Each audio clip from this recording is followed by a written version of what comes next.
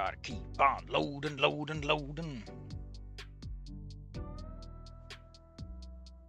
Alright, there's something we must discuss before we properly can get started. See if I can find it. There we go.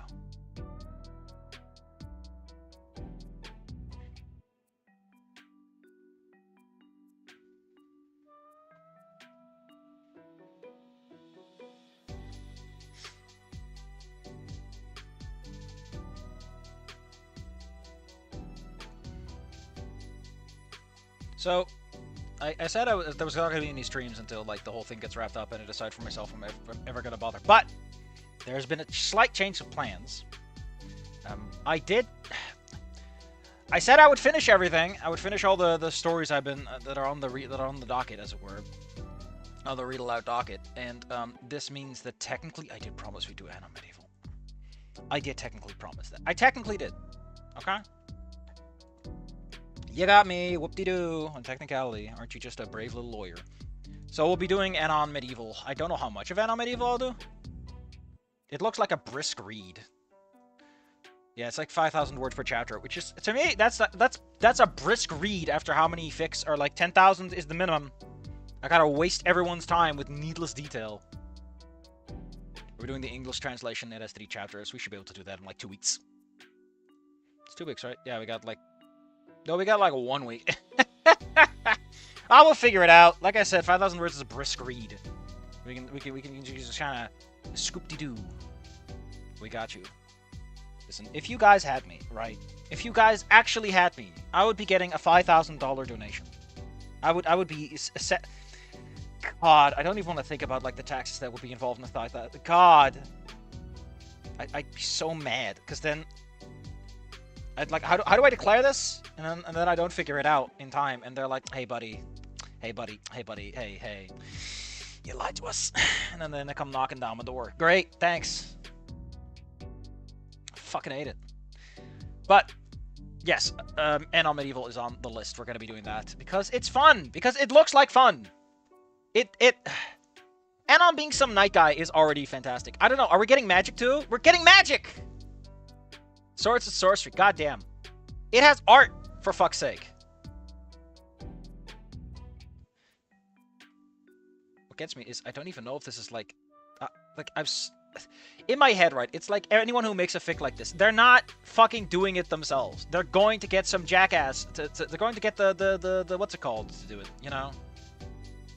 They're gonna get the AI to crank it out. If it is AI, it's damn impressive it can make this stuff. And if it's not, I'm surprised they had a fucking budget. Or people interested enough to do it for free. Let's see, they probably have like a little thing here.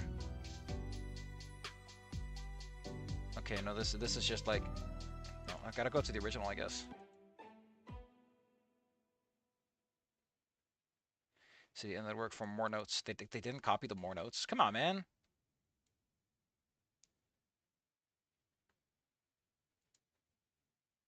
I gotta get more. Safi did not. Safi did not, in fact, forget to set. Did in fact forget to set the song to loop. Chapter edits include character sprites with period clothing. Again, I have no. Where'd you get this, buddy? Where'd you get this?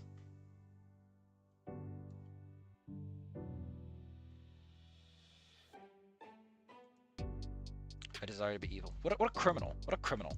Lucky for me, you're poor. You can't afford it. You can't afford to make my life miserable through this fashion. So I'm safe for now. I can rest easy. I can lay my head down upon my bed and know that my slumber shan't be interrupted by your vile villainy. Alright. We're on the time. I usually give an extra 5 minutes.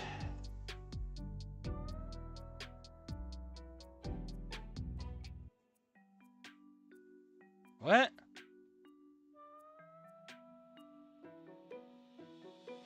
Whatever. Darn. Once again, I'm thwarted by money. Turns out, money can buy you happiness. They just don't want you thinking that too much. Because you might just come for their money. Alright, putting aside fun toxic about capitalism. The good old laughs and chuckles and chortles and dancing upon the graves of the many. Let us amuse ourselves, because today we are in a most special day, and I think I should start the recording before I get into that. Today we are in a most special of days, for we are in the day where we will finish off Bad Apple. So, Bad Apple, right? I've given it a lot of criticism, but like I said in that YouTube post, it has done one thing, which is it's so many. I feel like it's really easy to write a fic like this and just not give a shit. But this guy is like, what has Trish been up to? What has Reed been up to? I don't know if any of it pays off. I'm pretty sure it doesn't. Like, it's all wasted effort. None of it synergizes, resonates, or comes together anyway. But, you know, we get a broad scope. I mean, it's a shitty map and a shitty environment, but the map covers it all, baby. There's no mystery on who's where, I guess. You know, I'm feeling a little sassy. Shall we look at my to read list and see if maybe just maybe, all right, maybe we're lucky and some of the fics that I like have updated since. No, but nothing from Punch Drunk Gator. It's over here. Oh, I'm so sad because I want that to finish already. It's so good. Nothing else matter hasn't updated since either. I feel like if I am right coming back after everything, I think I'm just gonna do I want to be that Gator, want to be the Gator, because I might as well just fuck myself up and can properly convince myself. No, don't, Safi, please. Made a mistake. I mean, considering that the Ghost in the Snoot is like actually good, or at least good enough.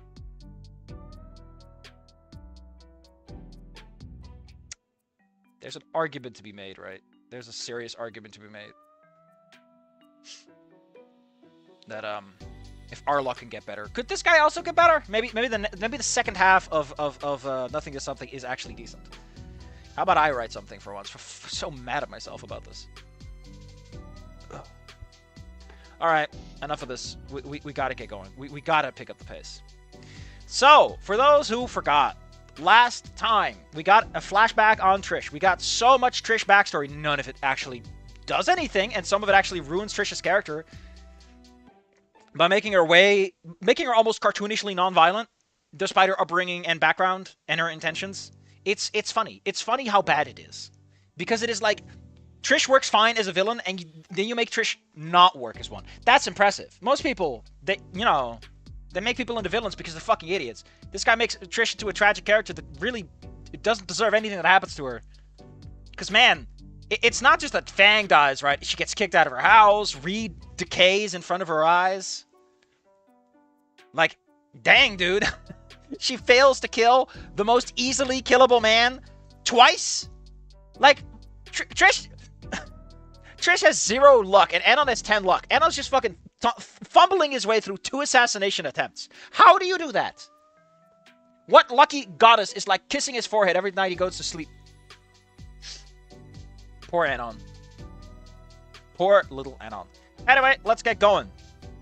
The last thing you need to know is that Trish got a letter from Ripley. I got you out of jail, because remember she was arrested at the mall. Reed, you know, got messed up more. I mean, it was already messed up when Anon was there, so... She was let out. She got a letter. She got a gun with 4 bullets. I don't know why 4. That's a weirdly specific amount of bullets to put in a gun. With 6 in, you know, it's a revolver. It has 6. You can put 6 in it. It's a weirdly specific amount. Especially considering, I mean, Anon survived a bullet. But I'm sure that Trish could finish the job after shooting him once. So, Anon was not going to live after, you know, the 1 bullet from Fang. So I don't know why he gives him 4. Just give her the full 6 or go with nothing. All right. Let's get going. Anon bones spontaneously shatter, and seconds from death, Trish beats with a bat of healing. Why won't you die? And it's like, the bat heals 2d6 hit points, but you only hit me for 1d6 plus 2. Like, on average, I'm winning. On average, he's winning. Man, negative hit points suck. They allow for statistics to take over. Another day, another chance of trying to go 6 hours. I want to blow my brains out. Oh yeah, it's Anon. We're in one of Anon's spooky dreams. Remember that Anon's nightmares... hold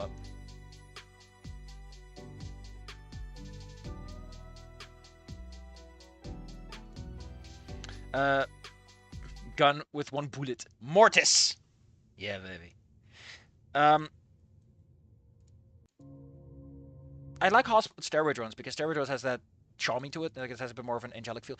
One thing I remember that Anon's ghosts have changed since he found out that Samantha killed herself, because Sage killed herself, because Fang killed herself, because every woman in this fucking story is just killing themselves. If Trish dies from suicide, it's just funny at that point. It's just fucking funny at that point. It's just a joke. Like, at some point, it becomes a running gag, whatever you mean to or not. Oh, Anon, when's Stella gonna kill herself? Because that's all the women do in this story. Rosa's looking mighty close to that ledge there, buddy. Anyway, he's thinking about the text, which, admittedly, that's a spooky text to get from someone that you know is already not feeling great. Wait a minute. I don't go to school. Why am I having a stupid high school dream when I'm already graduated? God damn it, my dad was right about this. Anyway, he's going in, blah, blah. Like, understand, like, I kind of get this. I kind of feel the idea of, like, doing one more dream sequence and being like, Anon, I let go. I choose not you, Fang. I've moved on from my trauma. That's fine. But when I open my eyes, but instead...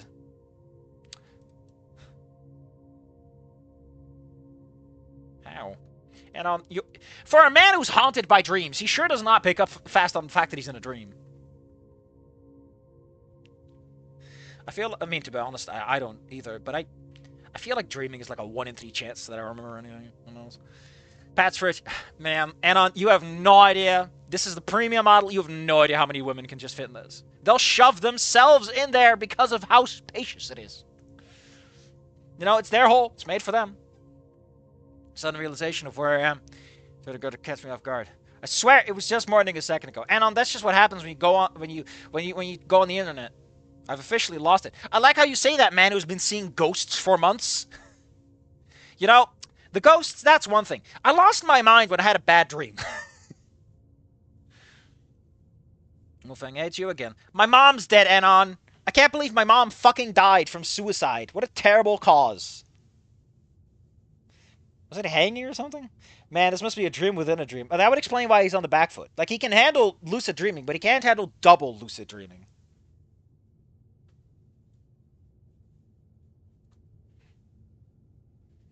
Wait, is Anon going to apologize to Dreamfang? Please don't do that. I hate that. Like, I know what you're trying to do, but this story really isn't built to support this concept. Reason for psychosis. I had some bad sleepy times.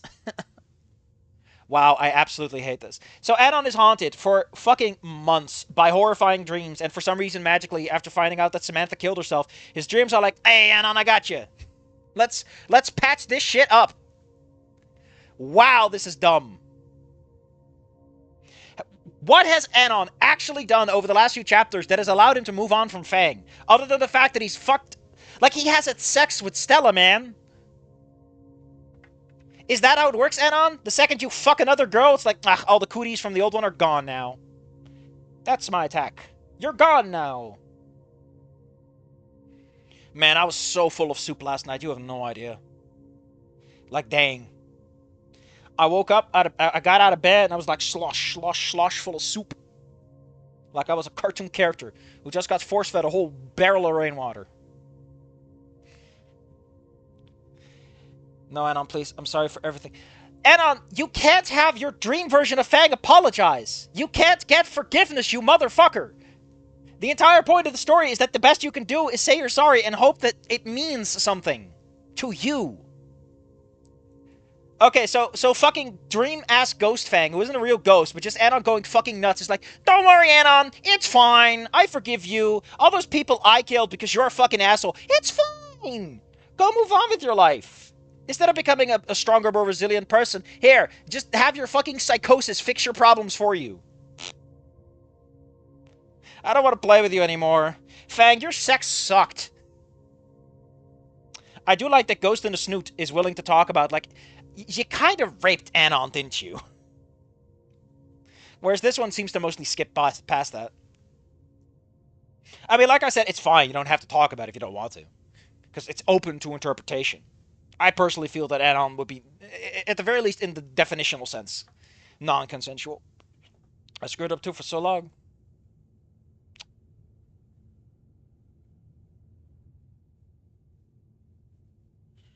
Man, I made so many mistakes. I fucked up. I ate too many bananas. They were bad bananas. Oh, boy, wife, I'm sorry. We have to pause everything right now. What perspective did they offer? You have to tell me right now. I'm giving you 1 minute to explain to me what none in the chamber gave as an answer because I want to know. Am I technically have the art, and I technically started when none in the chamber. I just destroyed all the recordings because I realized that I was coming into that with a bad mindset. I'm tempted to also do that one, but that's like you have no idea how big one in the chamber is going to be, man.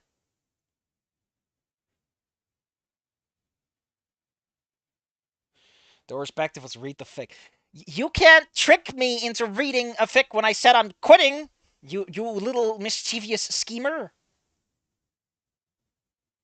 I waggle my finger very, very disappointedly. Anyway, where were we? Oh yeah, Fang is like, there's a part of me that will always love Fang.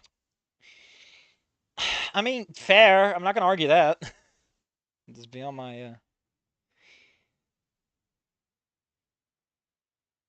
For one, they used it as a plot point and not just dismissed or just. Okay, cool. That's actually enough. Like cognizance, man.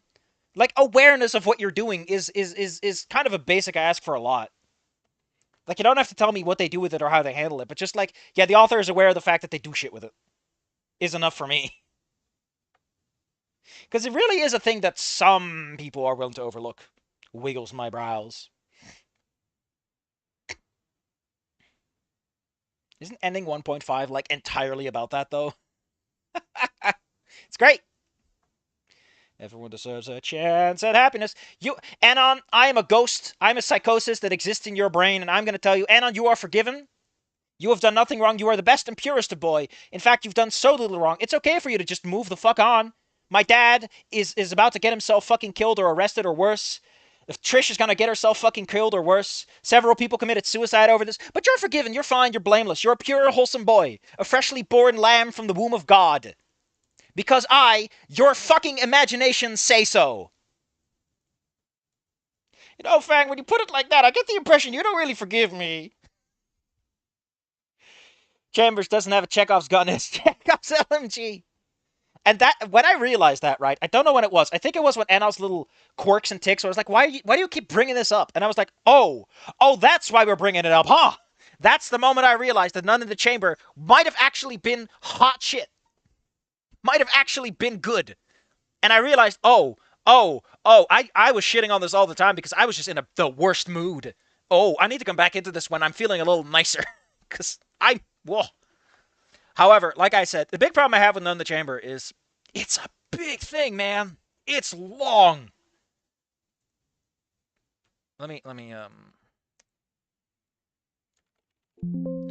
not even hear. Where is it? I think it's like almost 500,000 words. Come on, I know that it's somewhere in my to read list. I know that I marked it for later.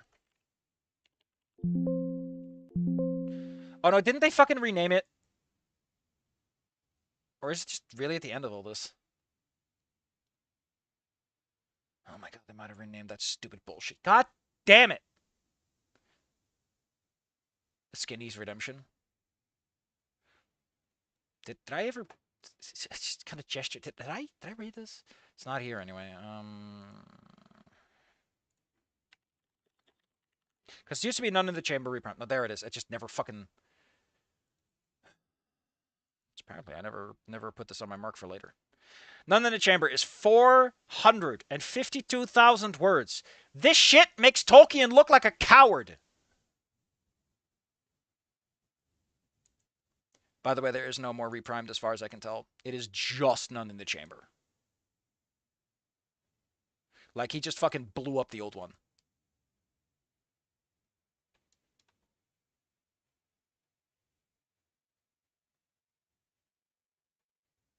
Let's see, S6 works. None in the Chamber. I guess, yeah, None in the Chamber. Then it goes to the None Chamber Fallen Angel. We got rid of the old one. But yeah, so the word count of Lord of the Motherfucking Rings, right, is about as much within a 10% range of none in the chamber. I need you to understand that it takes me an hour or so to do about 10,000 words. This is gonna be like an epic. I would need to do it recording and need to do it like a chapter at a time. Just knuckle the fuck down on this. Oh my god, you have no idea. 36 chapters though. Like the chapters are over 10k words. It is. I'm still gonna call it overwritten because you do not need 4,500 words for anything. I've seen people write better stories than 10,000 words, is what I'm trying to say. So it's got to be a knuckle down kind of thing where I need to make a lot of executive decisions on the fly. And honestly, you want to know the real thing? I don't want to do it for free. Let me be clear. I don't care how good it is. I don't want to do this shit for free, man. This is like I'm chaining myself to a giant Sisyphean boulder for months. I'm not doing that for free, even if it's good.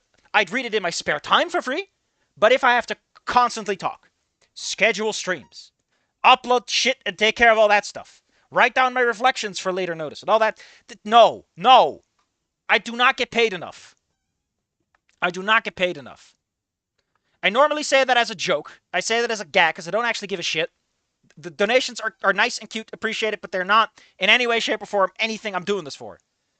They're like a cherry on top that I didn't ask for. But I'm not, man. No. No, I'm not nuts. I'm not crazy. That's a full-time job, buddy. And then when you're done with base chambers, there's bonus chapters. Yes, I saw them. Thank you. We need to get so many cookies, some savory sausage snacks, and cheese, and a little soda. Man, I need to get catering, right? The bonus chapters are done. It's only 13,000 words. And it's 3 chapters, so... But I need to get catering for this, man. I need to hire someone to like cook me a 5-star meal because I'm not doing it for less. I'm not doing it for any less than 6 stars. 7 stars, the minimum. I want 1 drop of caviar in a bed of soy sauce, and they call it exquisite. And he charges me $15,000 for the experience. Otherwise, how can I appreciate art? Art like none in the chamber. Anyway, Anon's still jerking himself off. He's like, oh, Fang, I'm so good. I'm so cool. I'm so blameless. I want to stay with you, Fang. God, this is so... Ugh. And I'm going anywhere. Oh, it's Stella. What time is it? Oh, yeah, parents went away on a short vacation, and we've been having sex every day of the week. That's all we've been doing. Just fucking. Like rabbits. I'm glad her dad left me an extra large pack of magnum-sized condoms for my magnum-sized dong. And that joke doesn't work. I've already seen it. What are you talking about? He's standing there very disappointed in him. Alright. The dream. Sorry about that. Sorry, I was just dreaming about my dead girlfriend, how she was super cool and said that I'm super blameless and everything's fine now. I'm healed, Stella. Wow, Anon. That's not how that works at all. That's how people develop psychoses, you know? They tell themselves that they're fine and the world is wrong. Like, are you going to put me in the fridge, Anon? I don't like being in the fridge. It's so cold. It's so chilly. Anon, I can tell something things are wrong. You don't have to hide it from me.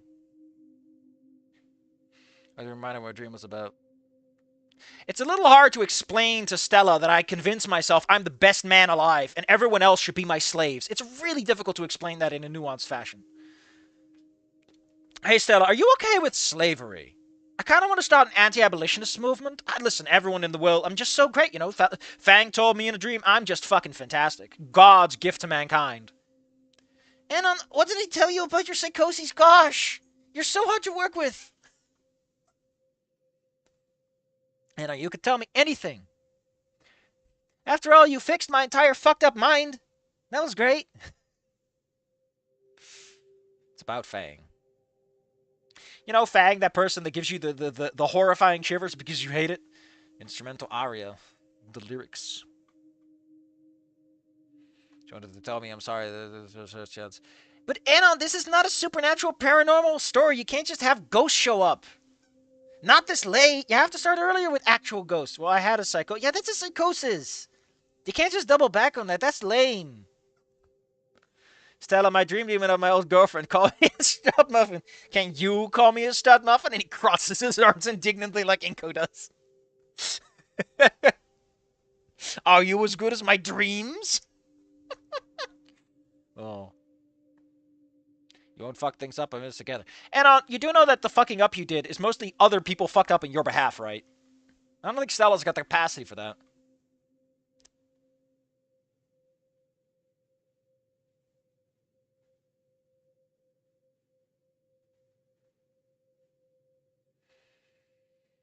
Anon's like, until Trish has been murdered, I can't feel safe, which is not a healthy way to look at reality, Anon. Maybe see a doctor.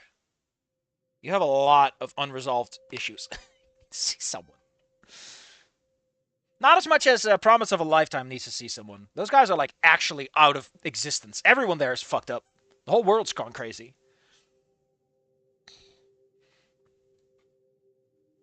Trish tried to kill me. And she probably would have tried to kill Stella too if I didn't act. What did you do, Anon? You are physically incapable of doing anything. Dare shut her ass before we see that day. Stella broke free from her shell-shocked prison. That's a bad part for this line break. Whoops. I mean, that's because of the screen width. It has nothing to do with the writing. I'm still trying to process that dream. Stella doesn't seem convinced. I'd prefer it more if Stella was, like, kind enough to, like, ignore it and be like, she seems convinced, and that makes me feel worse. I lied to her about something meaningful and significant to myself. I'm so used to people always calling me out of my shit that someone being stupid enough to believe my lies just feels wrong. You know, that kind of stuff. That's fun. I love you. Yes, I get it. You want to make the fuck out, just do it already. The day before. Oh no, it's been a year. It's the anniversary of Anon starting the video games.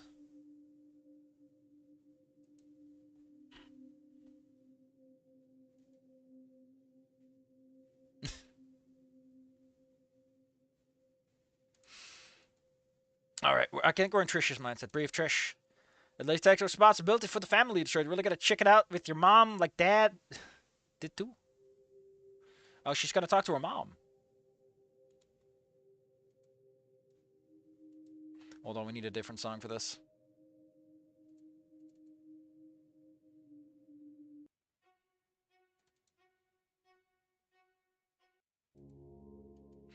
It'll do. You can do this. Is mom okay? Did she get the kid? I don't think she's getting the kids back, man. I don't think she's getting the kids back, unless she can convince them that it was all you. In which case, the question's as, okay, so you left your children behind with this violent daughter of yours. Do we even have a home to begin with? I mean, she probably moved. She doesn't have to worry about the kids. She can move into a smaller apartment. You know, save some money. No, she already lived in a really small place, in which case, that's just fucking sad, man. That's our parents' self-doubt and turmoil plague my mind as the sight of my old home enters my house. We lived there for almost 7 years. Oh, that implies that she moved here. Yeah, that kind of makes sense. She moved in and Medfang that. Okay, fair enough. Man, subtle details, right?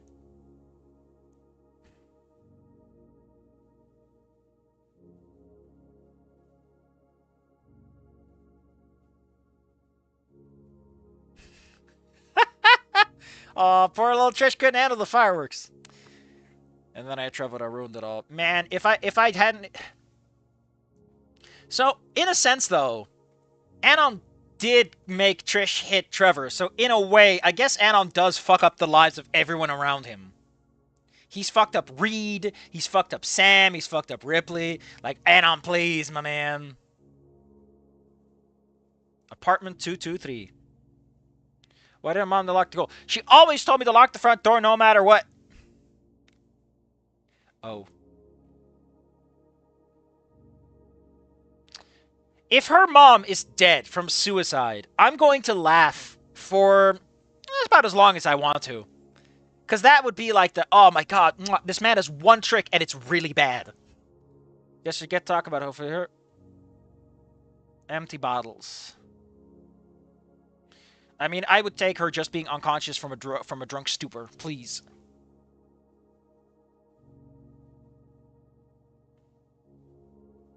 All of them amber in color.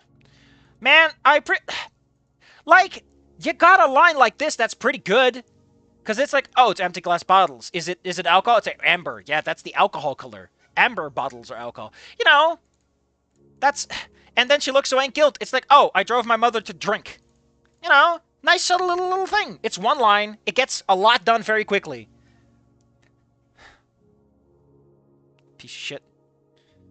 I don't know why, but these Trish moments, I kind of like them more than I like anything else in this fic, because they're genuinely character things.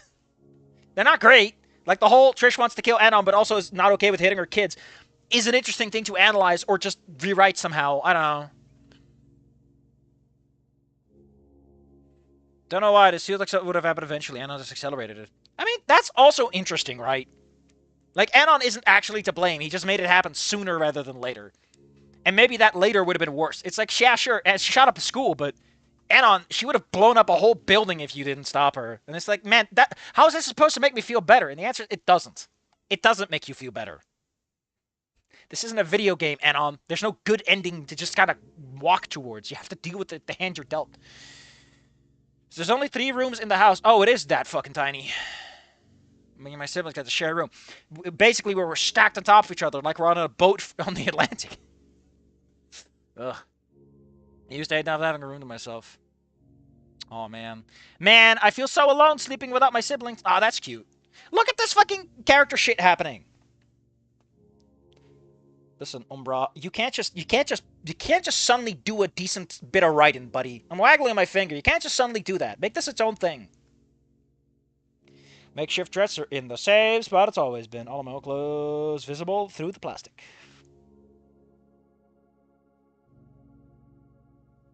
A couple of books are just at the top. I'm surprised she didn't... Where are my antidepressants? I always kept them on the dresser. She took antidepressants? Trish is on anti-Ds? Dang. What the fuck is all this stuff we're just doing? Not only was Trish in a terrible home life, she somehow got antidepressants and took... What's next? Trish already takes Carf. Is she gonna be drinking too? Is that why she feels guilty looking at those bottles? Those were her beer bottles? God damn it. Please. You're laying on a little thick there, buddy. You don't need that much honey to make a honey sandwich. Grab your guitar, then we can leave. Who's we? Trish, are you... Don't tell me you're one of those systems, Trish. I will roll my eyes. Ugh. I peek behind the drawers, see my little Stratocaster bass.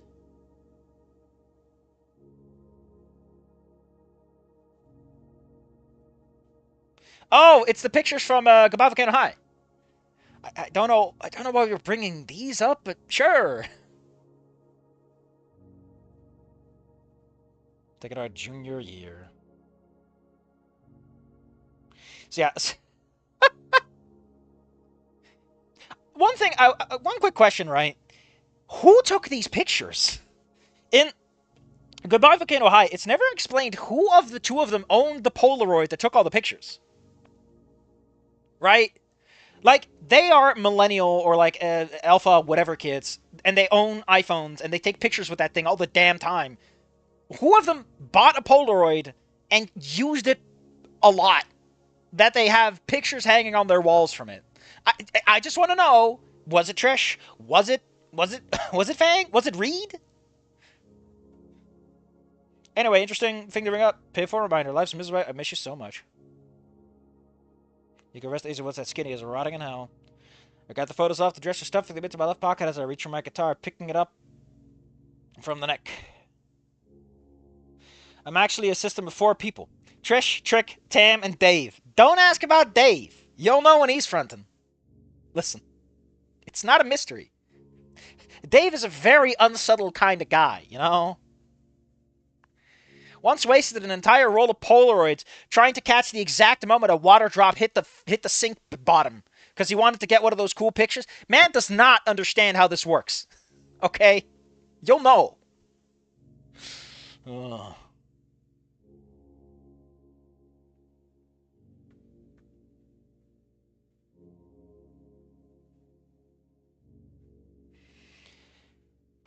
Can I just say, it feels like Trish is like, I'm going to die soon. I mean, to be honest, last time there was an implication that Trish might commit suicide after this. Because, you know, all the women in this story can only commit suicide. But...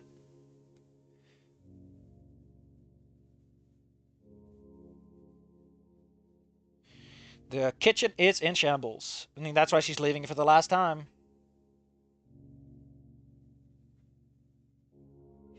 Both the tiles and grout like they haven't been cleaned in months. It hasn't been that long. Has it? Trisha's last ride. Hell yeah, baby. Collection of empty Grugweiser. There we go. Got at least 20 of them. Small attention. Small pill bottle. Wait. Mom, you can't just... Mom, those are my pills. Now I'm more depressed. I honestly saw this coming. That's neat. That's a neat little setup and execution. Oh no! Mom is here! Uh-oh. Are you... Is the fourth bullet for Mom? That'd be fucking disgusting. Ew. I don't know if she has the gun with her anyway. Because her big sister couldn't control her anger. I mean, I get the feeling that even if she was the kind of person who could get her kids back, drugged up like this, no. Trish, you're not in Red Dead 2. You don't get a flashback montage before the final scene.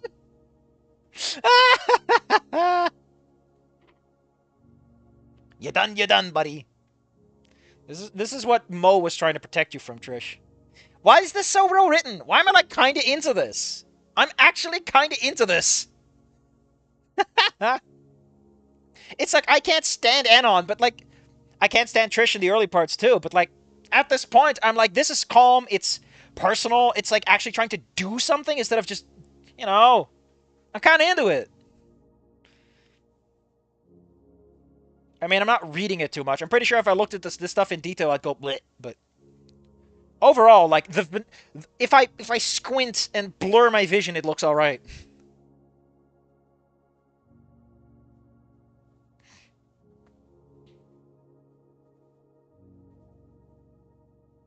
What makes you think of anybody coming back here? You forgot to lock the door, idiot! Anyone can come inside. There is no right. There is only the activity of venomous terror. I just have to crap stuff. I promise I'll go. Of course, you came back for a motherfucking guitar. You guys care more about your little band than your own family. I mean, to be fair, Trish did seem to treat it like her way out. Everything I did, playing Invade Celebrate, I'm making it big. Was cracking. Oh, that's a bad one to miss it out on. Alexa, play Arthur's. Get out of here. Be gone. Every time I tried to, I did it to help us out. I wanted to be rich and famous and help us all. And look where it got me. I'm now narrating my own life story as I'm about to get myself killed. For YouTube revenue. It still ran away from us.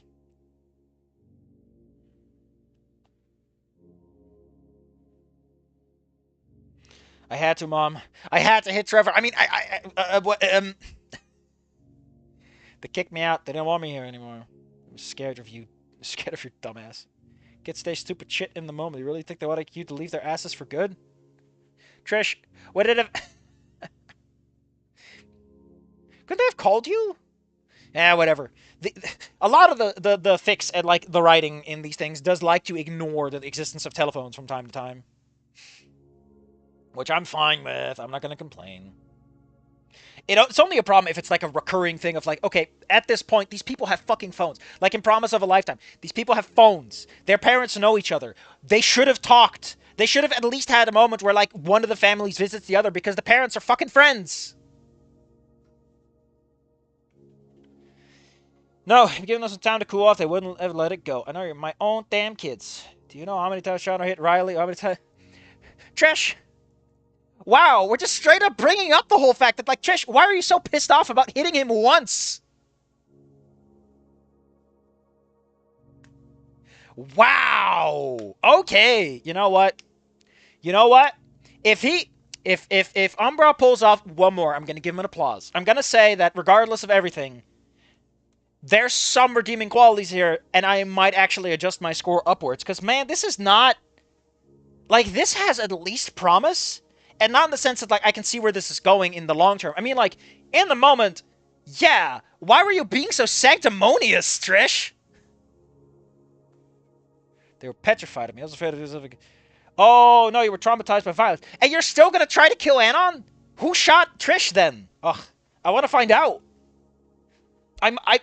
Honestly, at this point, I would sooner believe that Ripley shot Trish, right? I would kind of like that.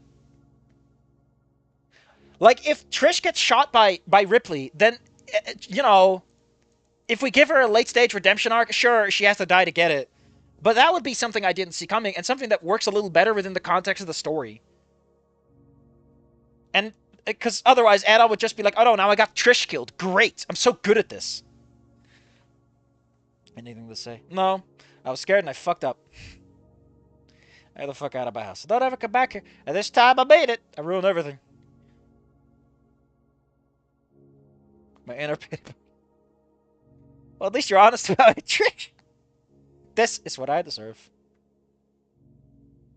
Nothing else mattered. Nothing else matters. Don't you go and quote that fic for me. Don't you dare. Look at all these beautiful moments. And now you're here after you dumped a guy that you met on Tinder or whatever was it? Grumbler? My signature instrument. You had one instrument. My sole memento of a happier life. Because Reed's fucked up.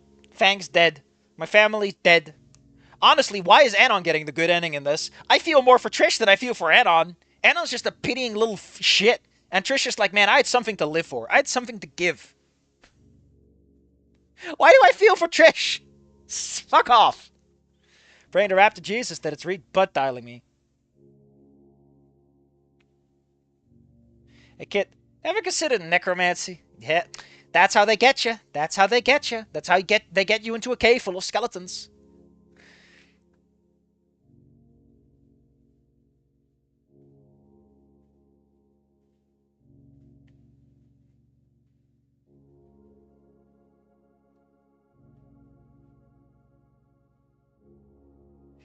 Interesting. I like the contract of like Mo telling you, hey, please, please. And then Ripley is... I like how the criminal is telling her, don't do crimes, and the cop is telling her, do a big crime. For me, the cop. I love it. Probably not even intentional on Umbra's behalf, but it really is an interesting dichotomy to have, right? It really shows how people in positions of power can also be persuaded by emotional states. Not that I'm scared of him. I mean, you have a gun. You could probably shoot him. Shooting the chief of police not a good idea, but no event happened to get fucking... Hosted by Ross. It's Rosa. Hosted by Rosa Castillo. Join us. Of course! I can shoot her at school. Brilliant move. I like how you're getting these updates. I figured you'd be unsubscribed instantaneously.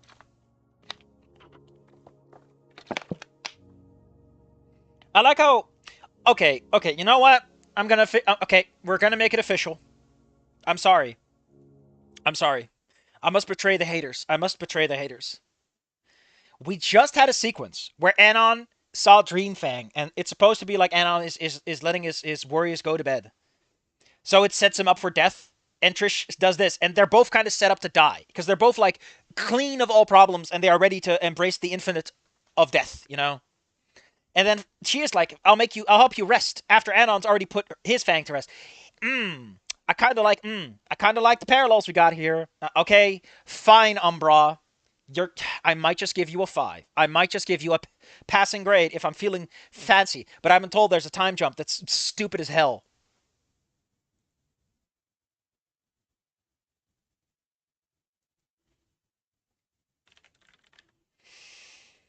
Man, I can't believe that Umbra pulls it out in the last sixth, you know. Late in the second half, man's pulling out a second wind. You know what? I wouldn't be mad if I came out of this going, that was actually all right. I can see why this is good.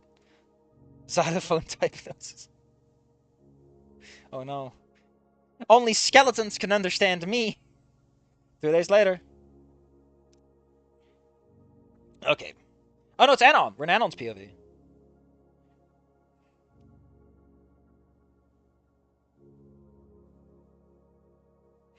Okay, Stella okay for coming with... Yeah. I like how you're not at all worried that Trish is going to show up. I mean, I know she's in jail, but how long will she be in jail, Anon? Why do you think she's going to be in jail forever? Anyway, they're just kind of like, I'm nervous. Actually, I really like this. I gotta be honest, I kind of like the backdrop of a flower showcase. You know? Because it's like Anon and Stella are kind of the target of this. Rose is a low tertiary target, all things considered. Um, and like, it's basically Trish does what Fang has been doing, right? Like, Anon is following Fang's final moments of like, I have to forgive and let go. Whereas Trish is following Fang's last moments of like, I gotta shoot this place up and get my revenge. There's a lot going on here. I'm snapping my fingers. I can see the potential of like a really sexy ending in this. It's not gonna happen. I know it's not gonna happen, but I hold hope, and I'm actually getting kind of into it. Damn. Maybe Umbra one of those late bloomers. You know, it's like he writes a decent start, and then the middle part sags and hangs like crazy, and then the final bit he just pulls it together for one last ride, for one last big what's it called, heist. I'm fine with that. You know, start strong, end strong is better than having a really strong middle.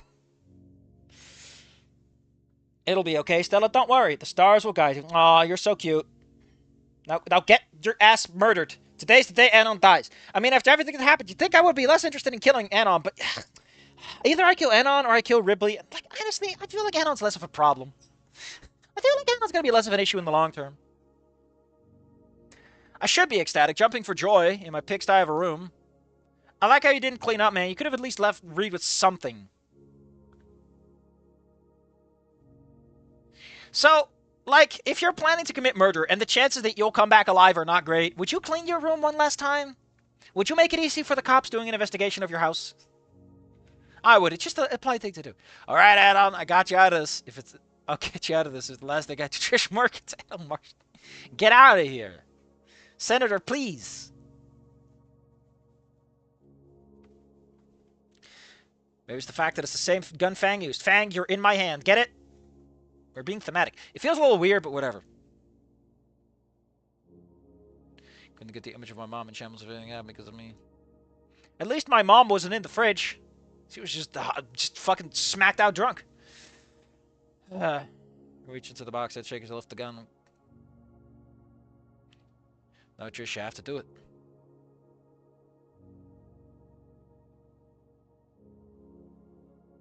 Only seen this type of gun in TV shows. No people on the thugs usually use one with clips at the bottom. Those are called magazines. Those are not clips.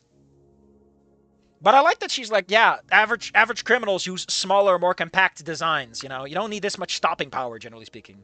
Although with dinosaurs, maybe you do. Maybe they got, like, you know, anti-armor rounds in there. Just giant explosives. You're all gonna pay.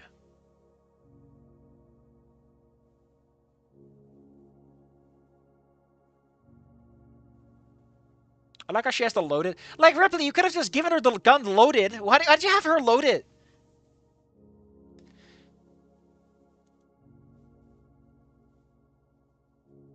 Okay, I'm thinking of a song and I hope I can find it.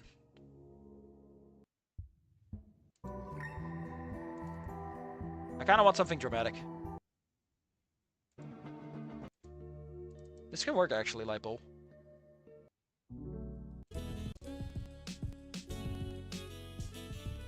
Stargazer, maybe?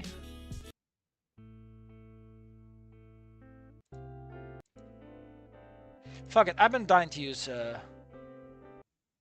Actually, let's see about this one.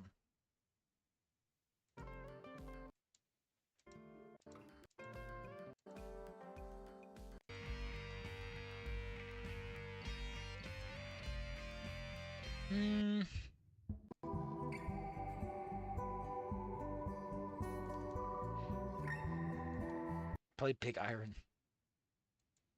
Get your big iron ass out of here. Yeah, the mechanical click as I push the cylinder to the side of the gun. I'm ready to go through. Lift myself off the ground. I turn to face the door in front of me. Just need to talk to Reed. He deserves to know. I guess you finally figured out how to find the Webtoon network. Why is it not coming from the speakers? Why gotta be so fancy? Man just wanted to hear Big Iron one last time. What's up, Naomi? I'm heading out right now. I just want to say goodbye. What are you talking about, amigo bro? Sound like you're not coming back? Why does that have to be so hard? I'm not sure, Reed. Maybe it'll be okay. Okay, so Trish is definitely planning to fucking die in this process, which, I salute you. Gotta ice them ladies, I guess. Men? They're fine. Actually, thinking about it, Ripley gets arrested and Mo loses an arm, but, like, none of the men die. I guess Nasser's dead. I gotta get justice for Fang once and for all. The words bounce off of him. His voice is, oh no. Oh no! He has a moment of lucidity. What are you gonna do with that? I told you already, I'm getting justice for Fang. The monkey dies today for what he's done. Fear grows on his face. He seems to understand what I'm saying. Feeling with surprise. How are you? Trish! Don't do it, man! Don't shoot Sage's grandma! Her bicycle didn't smack the whole school. What the fuck? Oh no! Rita's in the twilight zone of memories. Oh, that's so sad. And I'm calling you out this to it. We're the both of us. Fong's ghost manifests her in the fight. Everyone can see her. She grabs Trisha and lowers the... And then she offers Trisha Pepsi. Despite the Carfin suit nonsense that comes out of his mouth, it seems like he's genuinely afraid. Like amid all this haze, is the Reed finally breaking through? How? I thought he destroyed his brain with that garbage. No, Reed. He needs to die. I turn away from him and walk towards the door. I make two hands for my right hand as yank back and I see Reed trying to wrestle the pistol from me. Don't you call a fine revolver like that a pistol?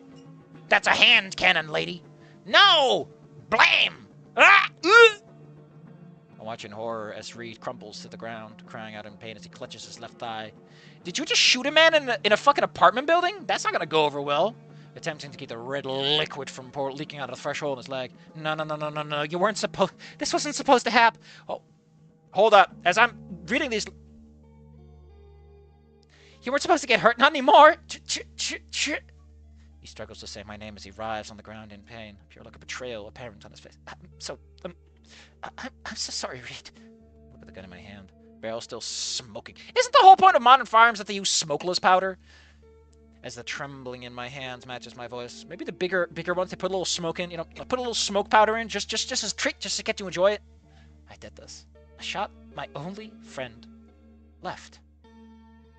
I'm paralyzed with remorse, horrified over what I had just done. But then the image appears in my mind once more. Anon. Ugh, I hate this. I kind of hate this. Right? Ugh, you were this close, Umbra. You were this close to having an interesting twist. But you just had to get to the ending you had in your head. Ugh. For shame. Like, I get it. It's supposed to be a tragedy. But could you not kill Trish? Could a woman live? Just leaving my friend on the ground with a bullet hole. It's fine.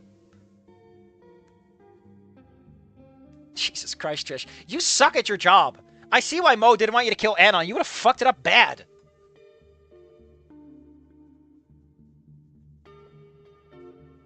Yeah, Trish leaves Reed to bleed without calling anyone.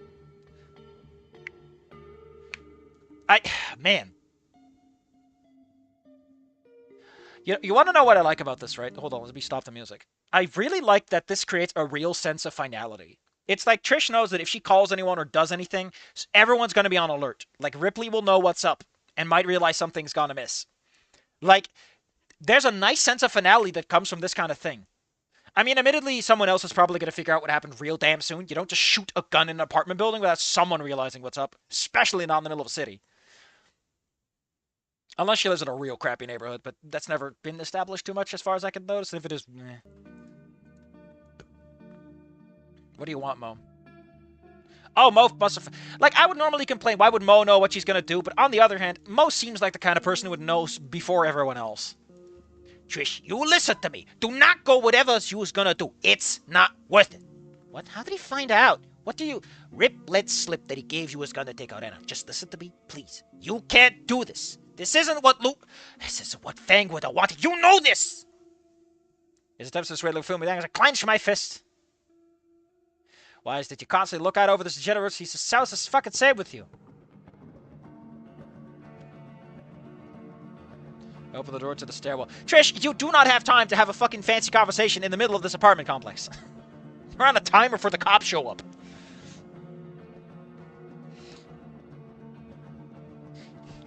Oh no! Don't kill Anon. He's a good kid. He loves Lucy too. Don't kill him. Forget about it. How many times does he need to ruin? Yeah, Anon is kind of causing a lot of shit to happen, so. You met Anon like 2 times! Oh, that's actually. Wow! There are so many fics which do not address the fact that some of these characters do not interact that much. Wow, Umbra. Okay. Okay, Umbra, you get an applause. You actually are aware of the fact that this is kind of weird on some level. Wow. It's all I wanted. Damn. Although if there's any more interruptions, you're kind of overdoing it. But if it's just Mo, we're on board for something good. The bad cell connection. Man, this fucking stairwell is just a Faraday cage. How'd that happen? Fuck you, Mo. I'm done taking orders from you. You don't say that to the fucking boss of the mob, man. That's a terrible idea. Get him. Oh, yes! Yeah! I was wondering if she was gonna throw her phone away. I was like, that would be... Yeah! We might actually be going somewhere good, boys! We're eating good tonight!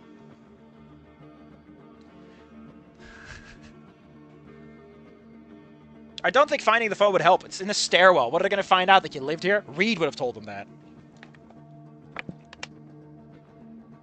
Meanwhile, at Volcano High.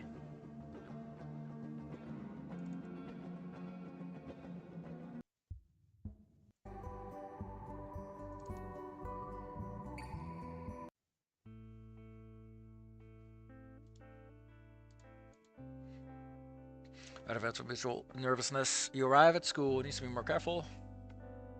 It's the driver guy again. Look! Something about that bald, featureless head makes my pasta al dente. Okay, Trish. At least call an ambulance before destroying the phone. Yeah. Yeah. I think Trish kind of wants Reed to join her up there in heaven, maybe. She's like, man, we're all going to hell. Might as well have you come along with me. That's the last time we end up leaving in an ambulance. No, I'm just going to flood. All the bodies, so much pain. Man, maybe coming back here wasn't a good idea.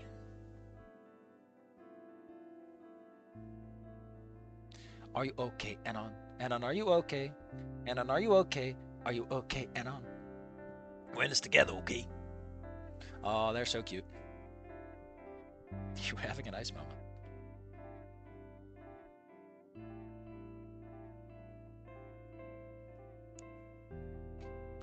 Why does this Karen? Oh, Anon, you poor man. There's a disaster coming your way. Why do you believe it's appropriate to be canoodling? Oh, I mean, you were wrestling lips, man. You're putting it on a little strong, man. Canoodling. I love the verb canoodling. It's great.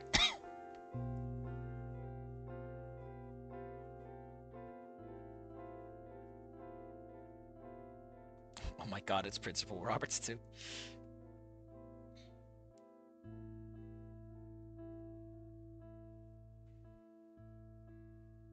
Man, I love that Roberts gets to have some personality, even if it's a bit stiff.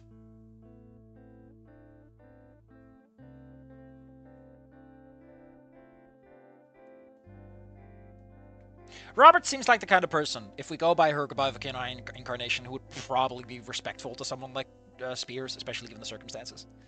She'd definitely be, like, trying her best to return normalcy to the land, as it were. Anyway, apparently they're just setting things up. I would like to point out, we got, like, a quarter of this left, and the two haven't met yet. Snooty Doo Roberts says it otherwise. Oof. Must you remind me of something fantastic? Must you remind me of the golden days before I became this decrepit wretch of a man? This formless husk adrift in the breeze. Oh man, the garden is so goddamn great. What a great garden.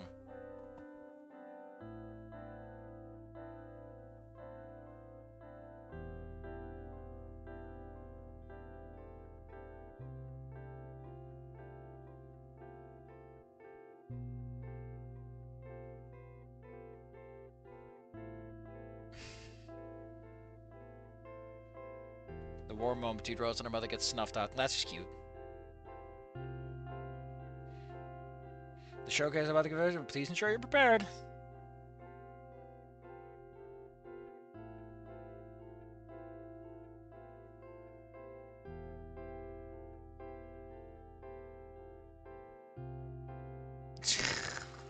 Oh, that's just cute.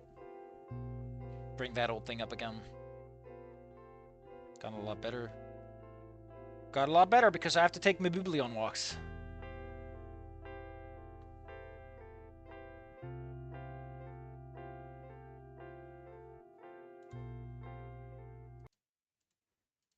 Okay, so everyone's kind of showing up.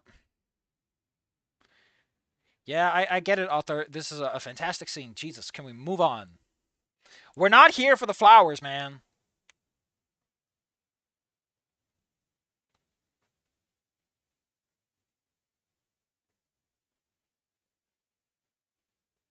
I haven't given the afterlife much thought in a while. I'm not one of those Redditors that shit on any concept of it.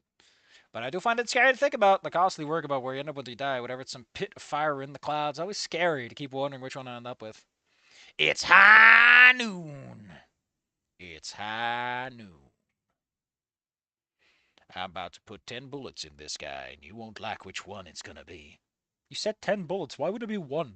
Oh. And you just blast that guy. We don't do hecklers around here, buddy.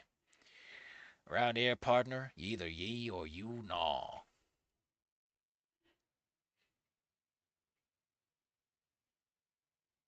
We're in this together, right? I'm not protecting her. I'm being a coward. Making promises because I'm too much of a pussy to tell her what's really going on. I mean, this happened this chapter, but it's only 12 chapters, so fuck it, man. I'm gonna be a little easier on this, I guess. It's about... Oh! Oh! Oh shit. Things are about to go a little funky. How about we pick up one of the songs from Snook Game for this? To see if I can find a nice one for this. No, I need something bombastic. Yeah, this will work. Don't get to use this one often enough. Okay, it's about to... E9! What the fuck? Both of us pull our arms away as we turn towards the source of the voice. What? Mo? The two of us see Fang and As's adoptive uncle run up the stairs in our direction, his entire being radiating fear and concern as he rapidly climbed the steps towards us. Mo, what are you doing here? It's a... You two gotta get out of here! She's coming to whack... Bang! Fuck. Oh, we're just right into it, huh? Man, we're just right in it, huh? The ear splitting crack disorients before a briefing second. The second briefs me on the situation, blasting me with an intense wave of fear. Amid the ringing in my ears, I open my eyes, see Mo screaming in pain, clutching his right arm. Oh God, fuck! His right arm is missing a chunk of flesh from his elbow as he bleeds profusely. His blue button-up shirt now painted with a new shade of crimson. Don't talk about his shirt like that.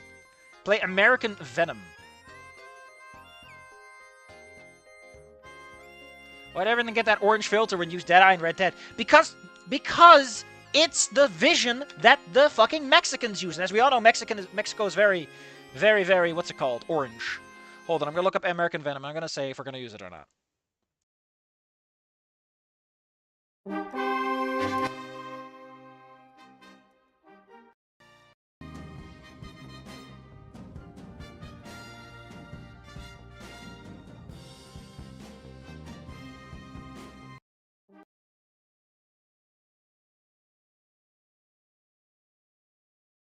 I muted myself instead of the music. Well, good for me.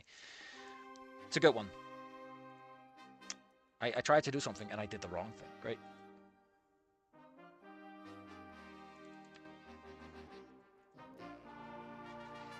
God damn it! That's two people I didn't mean to shoot that I shot. I'm so bad with this gun. It's like I never used a gun before. An enraged feminine voice calls out as I look to my left to see Trish approaching the stairs. From our left! It would be weird if she approached from the right if you look to your left. Jumping over the railing from the grass as she holds... Oh God, no, where does she get that? How can you know it's Fang's revolver, man? You were half dead during all of that. Does this mean Anna is Micah? The barrel of the gun still smoking. What is with this smoky-ass gun? As she turns towards Stella and me, staring us down with a venomous look in her eyes. Anna, why do you have eagle eyes? Oh, I can tell the gun's still smoking. Ooh. I've had so many nightmares of Nasser or Fag or Naomi who pointed that fucking gun at me, killing me, crippling me, but now it's real. Oh God, it's real! Why the fuck did you have to ruin everything, Mo? Just no pet. Mo tried to say through the pain, but to no avail. He's stronger than that, man. Oh fuck, she really means to kill me. I turned to my left, she's still so horrified. Man, the song's a little louder than I thought. I turned to my left to see Stella horrified at the sight of a man getting his arm blown off with almost the same gun that almost took her life at this school. He's now staring at the face. That's a long sentence, man. Please. No, I can't lose her. I can't lose her. I have to do something. Talk no jitsu. Go! Trish, you do not want to do this, please. Your beef is with me and me alone. Oh, shut up. I've been waiting this for a long time, Skinny, and you're finally gonna get what's fucking coming to you, so... And then Fang can finally rest easy. Her threat is emphasized by a thumb moving across the revolver's hammer. Trish, modern revolvers don't require you to pin the fucking hammer back. Jesus, what kind of fucking antique are you using that it's not properly semi-automatic like that? Ugh. I take a deep breath as I steel myself for what's to come. This is a stupid fucking idea. Talk no jitsu, go! Mo has tiny arms. Oh, that's fair enough. Yeah, revolvers are pretty bad. You have all every right to hate me for what happened, Trish. I've been a terrible boyfriend to her and a terrible friend to you and Reed. Take a few steps back to position myself in front of Stella. The bullet's gonna rip through you, Anna. You're just making it easier to kill you both with one bullet. And maybe if I had gotten over myself and been a better person, things wouldn't have gone the way they did. You know, just stay behind me, it'll be okay. I'm gonna talk her out of this. Just watch. I'm very good at this. I managed to get Fang to stop jumping off the building. Hey, no, Fang jumped off the building. What are you talking about? I thought Fang moved to Canada. Fang isn't in Canada? What? You know, you really should have talked to someone about this. This sounds like a big psychosis you're suffering from. What a lovely song. But Fang chose to shoot up the school. Fang had the capacity to evil and chose to do so. They chose to kill their own brother and girlfriend. And his girlfriend. Fang chose to destroy so many families that day. I don't know whether I'm angry at Trish or myself, or even Fang. I've been angry at her all this time. I didn't even know it. Can't worry about that now. I think you can. And you. She wasn't one of the darkest places of your life. Instead of helping you just kept pushing, and you made it all about me. I hate things being about me. The irony is killing me. I was always there for her, long before you came here. Trish ragefully retorts as he gives sadness goes to her. You manipulated her. Oh wait, no. You manipulated her. You set her against the world and you molded her in your own image, which is kind of weird because she didn't really look like you that much. Listening to what she had to say, never listening to what she had to say. Only ever what you wanted her to say. I can't get too aggressive here. I can't get too aggressive here! Anon said loudly. I know you loved her more than anything, and I did too. But we both fucked up for Fang's... We both fucked up for Fang's sake. What? This is between you and me. Leave Stella out of this. You can give me 2 bullets if it makes you feel better. I don't think Stella needs the mental, memory of, holding your hand as the life leaves your body. If it says postcard forward to no. Why? Why do you get to keep the girl you love after you took away the only person I ever loved? I don't. I loved her too, man. I'm terrified of losing another. Oh, I forgot the police response 10 minutes real time instead of the payday's 20 second. Hell yeah, baby. Trish begins to grit her teeth at my response, as if she's snarling like a vengeful beast out for blood. Shit, this is kind of looking bad. I feel a burst of fear in my chest as I feel so much. I feel her putting a what? I'm not afraid of you anymore. What are you talking about? Why was Trish the problem? I mean, I guess she did attack you in the mall, but you seem to be doing all right there. Whatever. Give you a reason to be afraid of me, you racist bitch. Oh no! Race war! Race war! I should have said that the other... Please don't do this, Trish. It doesn't have to be this way. He deserves to die. Trish, just shoot them already! You don't have time for this. You shot Reed, for fuck's sake. And Mo. Mo's on the ground right over there. There's a man groaning and crying in pain, going I'm sorry to bother you a moment, but could you just get this fucking shit taken care of so I can get a hospital? Ugh. I should hate her for what she's done. She's made my life heck, and she aired out my dirty laundry, and she's basically done everything terrible. She's taken every wrong path in life. Please, Trish, this isn't what Fang would have wanted. It's what I want, though. It's what I want, though. Just shoot Anon. I hate him. He's so bad in bed. Dad told me that you can only marry someone that has good sex, and Jesus. I don't think Anon even knows. I don't think he knows anything, really. Ugh. Bleeding seems to have settled down. I don't think missing half your arm works like that, Anon. Blood clotting is not designed for that. How did he stop the bleeding enough not to bleed out? Your arm is a very sizable, you know. Okay. I gotta push her to the side. Oh no, Anon dies! I can't believe Anon fucking died! I'm filled with terror. Estella screams out in pain. Oh no! Anna doesn't even know what foreplay is. He just grabs the condom and says, "Isn't this what foreplay is?" And all I can think about is like, man, gosh, does he know that women don't like most women don't really get off to just dudes, you know? You got to do more. You can't just expect that to do the job for you. Like, gosh, Stella, why didn't you say this? Because you suck at everything, Anon. Trish, give me that gun. I want to do it. I don't like this guy. He's so dumb. She just pushes Trish aside. Trish is like, ah! Hitting the ground, breaking her tailbone and tail. And she just holds the gun and goes, I'm sorry, Anna. Actually, I'm not sorry at all. Man, you suck.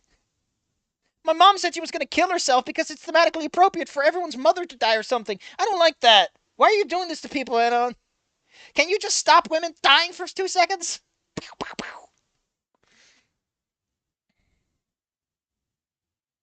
Anyway, if I'm correct, Trish still has a bullet, right? Oh no. No! Not again! No! Everyone just keeps getting shot.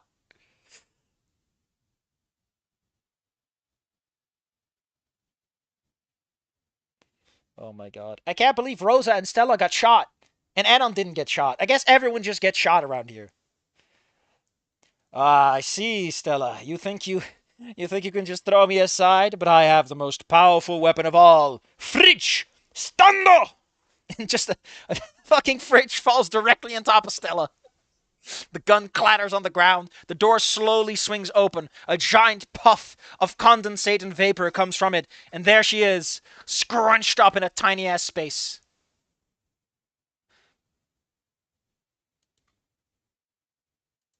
I gotta say, that chapter was like, I'll give it a 50% alright. That was neat. I like the Trish parts the most because it actually was trying to do something, but whatever, man. I'm going to take a break, and then we're going to do chapter 12. We're there. Somehow, Bad Apple is not the worst. Somehow, Bad Apple might actually be like the middle of the 3 fics I'm reading right now. So, yeah. See you guys in like 5 minutes. Go get something to drink, get something to eat, go to the bathroom, maybe walk your dog or whatever. I'll give it like 5 to 10 minutes.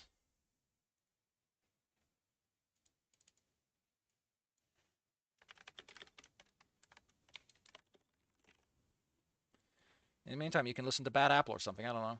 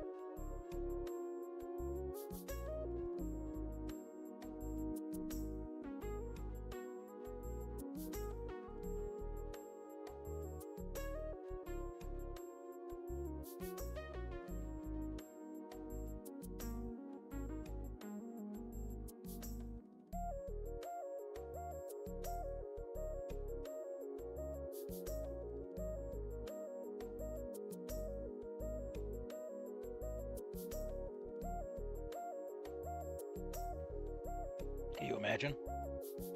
I'm asking you, can you imagine? It's Christmas. Just a week away. Christmas, just a week away. Nah.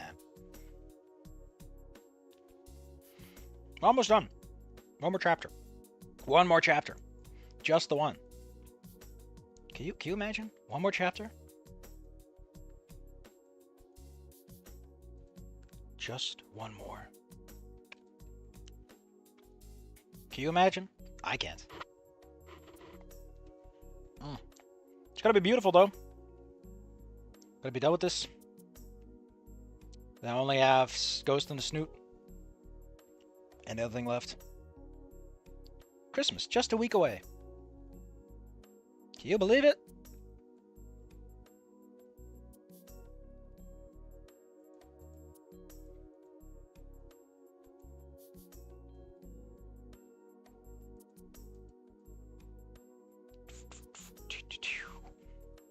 Gotta give it a couple of minutes so everyone can come back. Because I was a little vague on how long this was gonna take, so.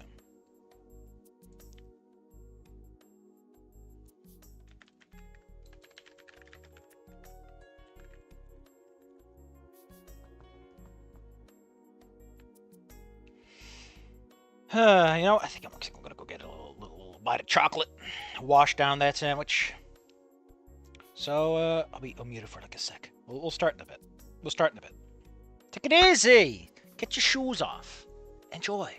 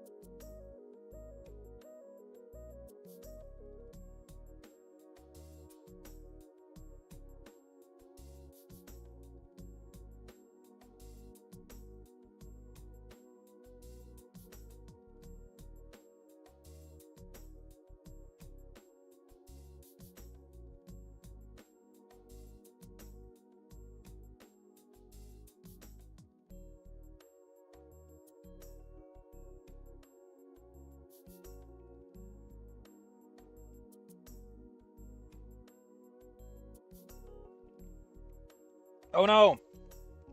Nolan Bennett, you missed the part where I had good things to say about this fic. You missed me complimenting it. You poor guy! Of course, you had to miss the good parts. I did a bunch of stuff with Trish coming home, and the parents are like, "Man, his fucking siblings beat each other up all the time. Why are you like this?" And then she shot, and then there were a bunch of callbacks to Goodbye Volcano High and stuff. It was great. Ripley says, take out Anon, gives gear and everything, she shoots everyone except Anon. So the Ripley crash out is just...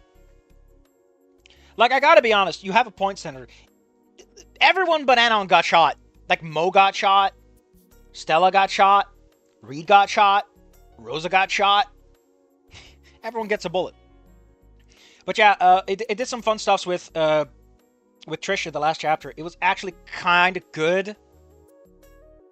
And at some points, it actually did like, oh, yeah, of course you do that. And I'm kind of tempted to give this a 6. I'm tempted to give it like the bare minimum passing grade of like, yeah, you know, I guess in the latter part, it does actually figure itself out a little bit. But I do have an issue. I do feel that this should have either been about Trish, like the exploration of Trish's mindset and the slow descent into madness, or the rise of Anon and Stella. Because as it is, Anon just kind of gets to win again, like he does in every fucking ending. I don't know, it feels mean-spirited as a result. It's like, Anon for some reason gets haunted by ghosts and he gets forgiven and everything goes his way, but Trish doesn't. I guess it's supposed to be the contrast between the two of them. But because Anon already always wins in all the endings, it feels mean-spirited to have him get off easy again. To the point that not even a single bullet hit this man. It's just mean.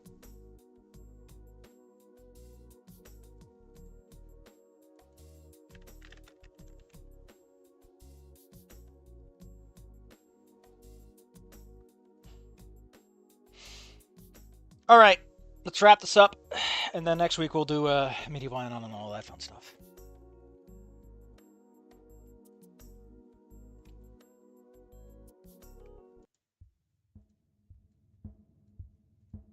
Why? One word is all I could ask myself. One simple word flashing through my head on repeat for the past couple of days. Just why did any of it have to happen? Like, there were so many scenes and moments where Trish was like, I really shouldn't do this. Is this the right move? Oh no, I shot Reed. Maybe I'm doing the wrong thing. And then she just kept doing it anyway. It's like the author just hates her fucking guts. It's really nasty. Like, that would work fine as a standalone story, because then you could focus on Trish and make the tragedy more apparent. But with me having sex in the background, it's really kind of just mean-spirited. The contrast ain't great, buddy. It should have been 2 fixed. The image of what happened last week before my eyes. Also, like, from the Stella and Anon fic, right? The whole Trish subplot just drags down the romance. It's like both of them get in each other's way. Why does this keep happening to me? It's like the 8th time I'm in this room. Well, this is the respawn room. I guess Anon died and he has to go try again. Image happens to never leave my mind. The sight of her life just ending like that before me. Watching her talk to me one last second, only become a burly husk in the next. It's like I'm living the same all over again. Walking into Volcano Eye to see all the bodies laid out on the floor, but I saw it happen. I saw her die. Constant nightmares I've had. But it's Trish who died. These people that were stationed at the funeral home.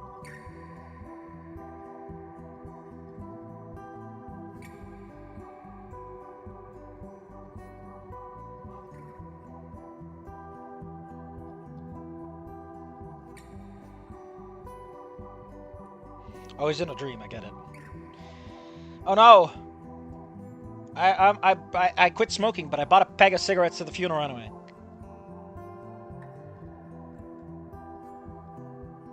Just a week away.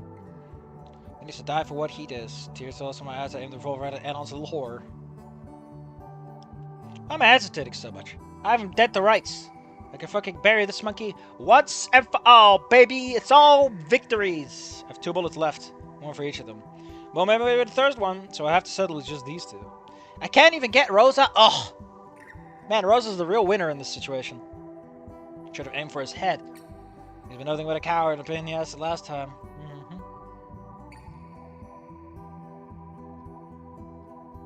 Please, Twish, this isn't what Fang would have wanted. You know, I don't know how good friends you are with Fang, but... Image of Fang's body after they fell from the school's roof flashed before my eyes. Like, this is why taking too long is annoying, because it's like, yes, you've mentioned this like several times by this point. Can you just fucking do something else now? What are you, a Seussical?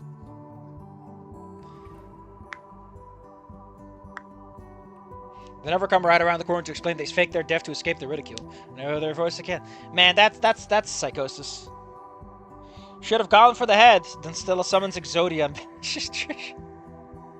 I figured he was trying to make Trish a victim of her own propaganda, refusing to approach reality and giving it to her own nightmare. Then Anon dreams himself to inner peace. Actually, I kind of like that. That's an interesting interpretation.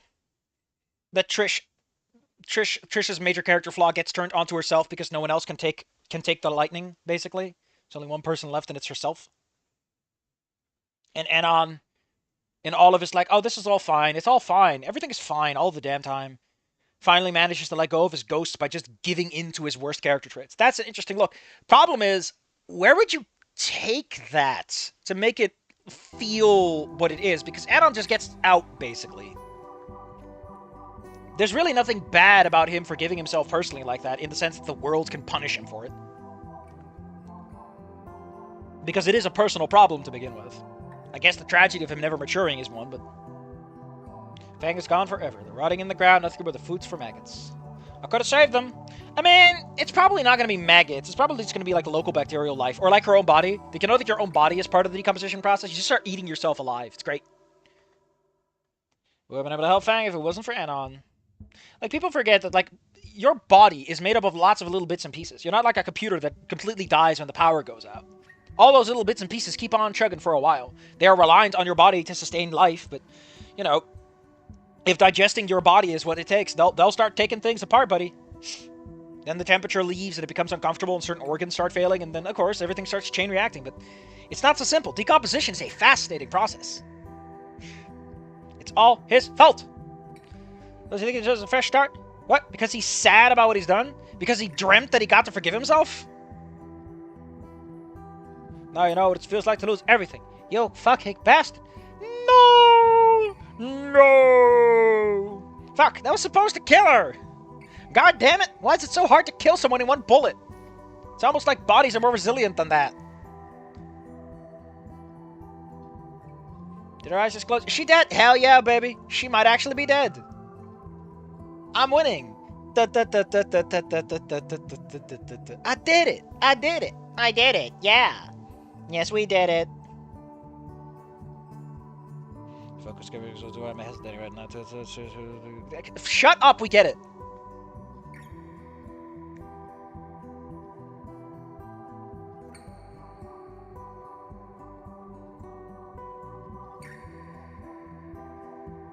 Oh, she shoots.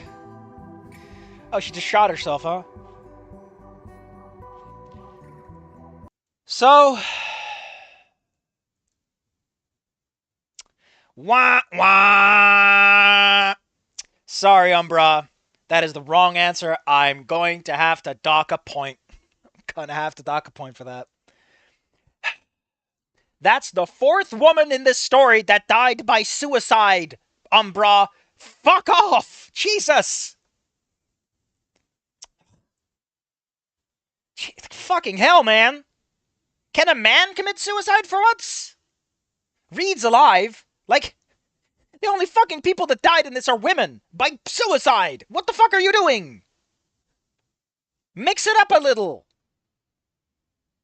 I do, however, want to point out that it is ironic. Actually, there's a few things that we're saying. Like, from Nolan Bennett's analysis, right? The idea that, like, Trisha's buying her own propaganda. This kind of makes sense, right? Like, in the last moment, there's a lucidity that clashes with her own, like, hyper-reality.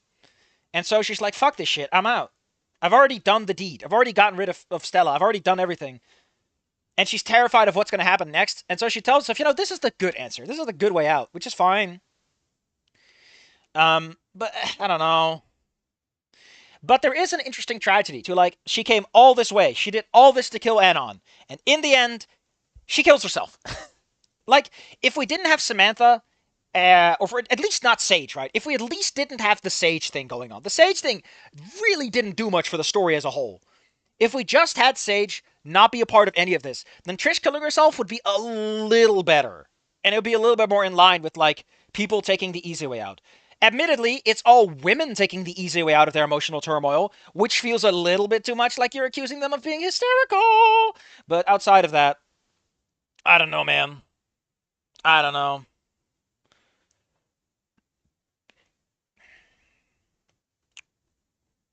Trish tried to summon a persona, but didn't realize this wasn't Persona 3. Sorry, Trish. Turns out self-harm only harms yourself. There are no cool special moves that cost HP to use. That was a hard drop.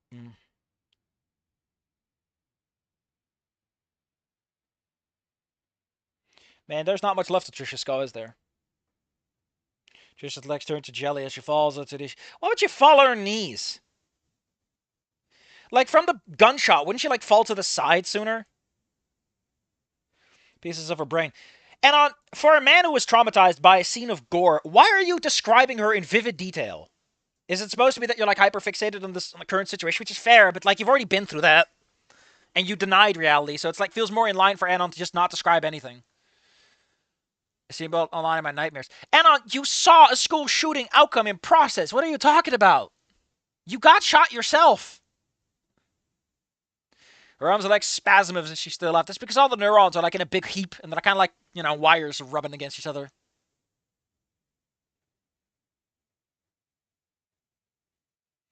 And, of course, Rosa was just in time to see it all happen. Good job, Rosa. Fuck. God damn it, Trish. Why'd you have to do it? I told you I would make you the special pizza pasta if you just didn't do it. This can't be real. I thought I would never have to live through this again. I mean, it's Trish, so actually I win. Man, the amount of women that kill themselves that benefit me in the end is kind of weird. Stella, we need to talk about the amount of women in my life that commit suicide and ultimately end up helping me in the process. It's really not get. I feel a little sexist. I feel like the universe is a little sexist on my behalf or something. And I'm bleeding out. Yeah, listen, I know that bullet hole hurts like fucking hell and all that. It's a new level of pain you've never felt in your life. But we need to talk about me for a minute, man. I feel weird. No bueno. Anyway, I can't lose her. Ayanos. Stella, no one here speaks Spanish. They don't understand you. Help. Someone, use your phone. Someone pick up your phone. Come on. Also, considering that several gunshots have gone off and you delayed a significant amount of time, it's fairly likely that someone is on their way. Don't just stand there, Anon. Oh, Fang is here. Oh, Fang came from around the corner. Surprise, Trish. It turns out that I'm not dead. God damn it, Anon. This is like the third woman I visited that I wanted to say hello to who kills themselves when I show up. Stella's like, oh, is it going to be me next? No. That'd be the funniest shit ever. That'd be a hell of a troll. Fang's alive, and like everyone she's tried to visit. Don't just stand there, Anon. Do something. Put her brain back in her skull. Look at me, Trish. It's got to be okay. Why would your version of Fang care about Trish? I feel like you have a more antagonistic relationship than that.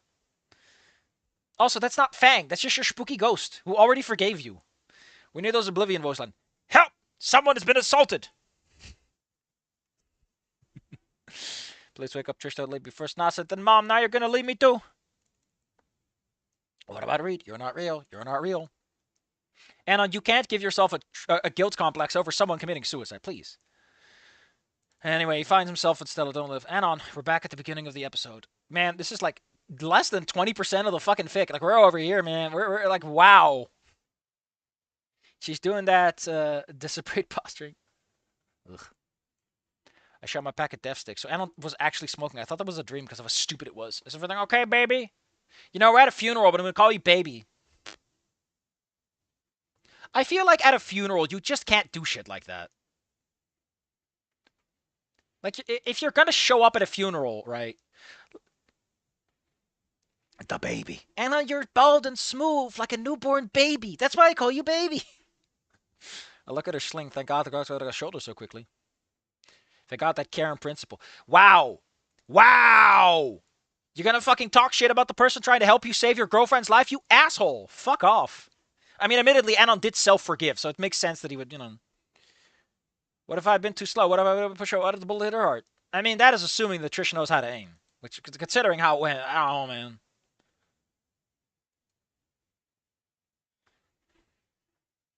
I'm right here, but Jesus Christ, Stella, this is a funeral. Stop making it about you.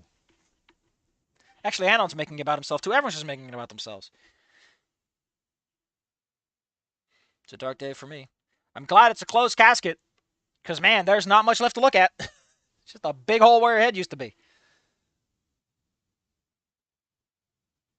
Okay. Admittedly, I can see why, you know, if you read this fic and this is like the ending, you're going to be like, wow! If you don't think too hard about it, you're just kind of casually reading it on the sly.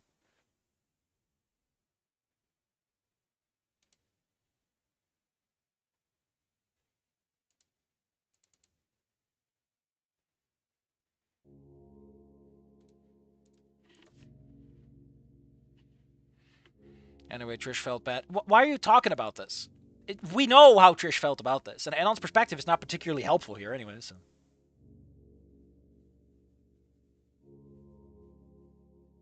It's fairly basic looking back. God damn it. Nobody deserves to die. Forever young. Blah, blah, blah, blah. Patricia Grace Freeman. Why does everyone have a fucking middle name in this? Why does everyone get a middle name?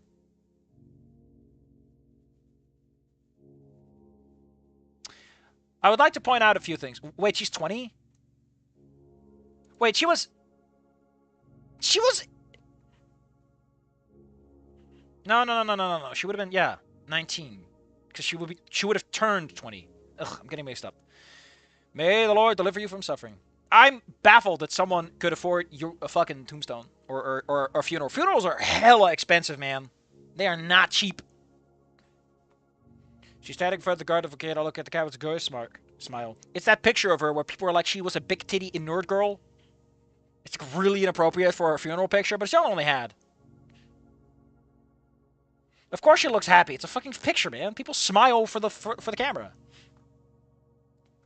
I'm a photographic genius if I do so myself. Say fuzzy pickles. Because it's pictures taken instantaneously. And so I was still trying to forget what I just saw.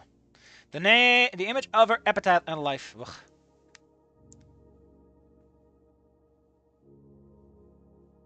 Again, I love how many times there are people who are like, obviously, quotation marks in weird places.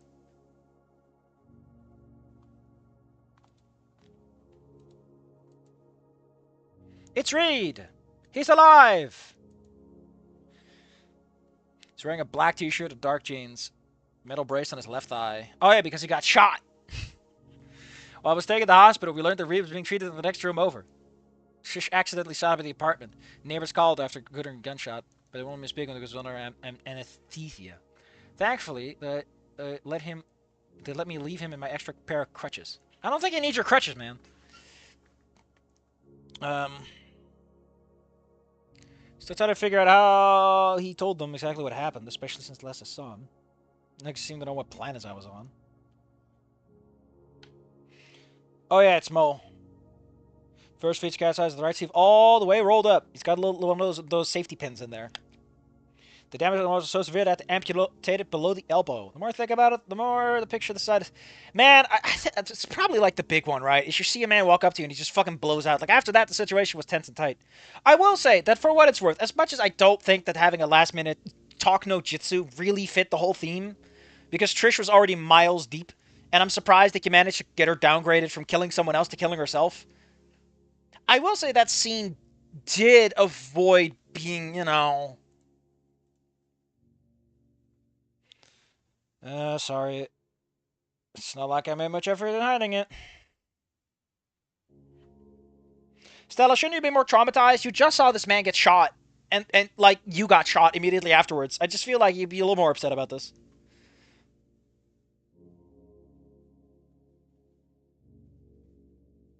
Yeah, just fucking make out in the middle of a funeral, man. Fine.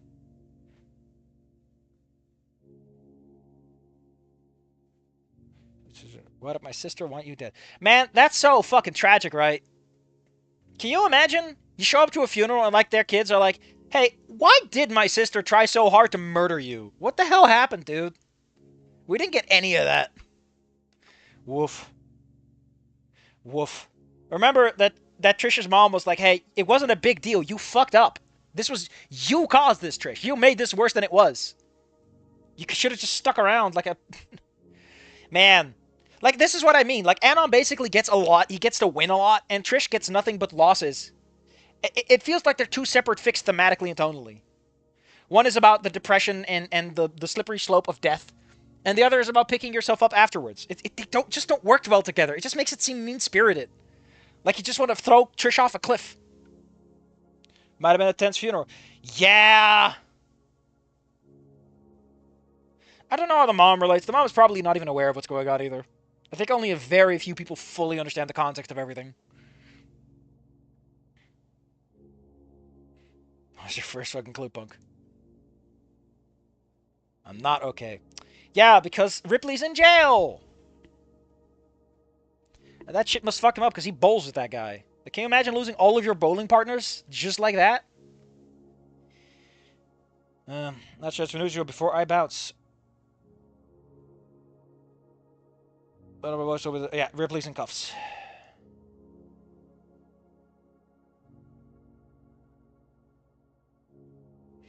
Yeah, because, you know, the gun is really easy. Like, it's kind of weird that Ripley gave Trish a gun that tracks back to him explicitly. It feels a bit too romantic of an idea.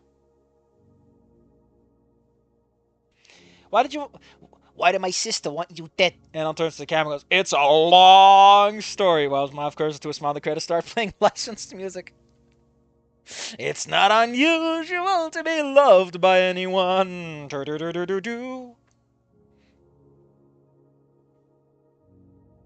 Did he hold on to the gun? Honestly, this part just fucks me up. It's like, Ripley, are you so stupid? You're gonna give her, like, the only way this could be tracked back to you in the most just painfully obvious... I mean, I guess the cardboard box and everything kind of hinted at it too, but Jesus.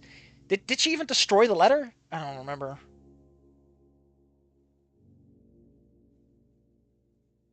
And Ghost in the Snoot, wasn't the weapon returned to him? Yeah, that's why he retires, right?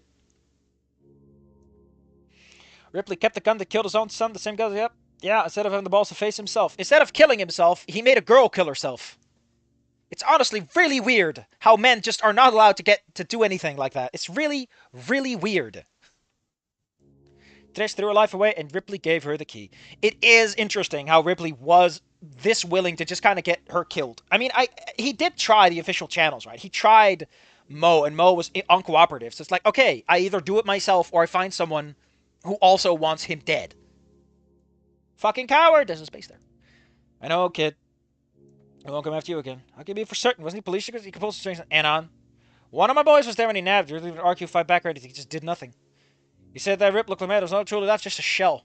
If he ever comes to kill you, Anon, he'll have unlocked his hyper mode, and you're just dead anyway at that point. No one can help you then.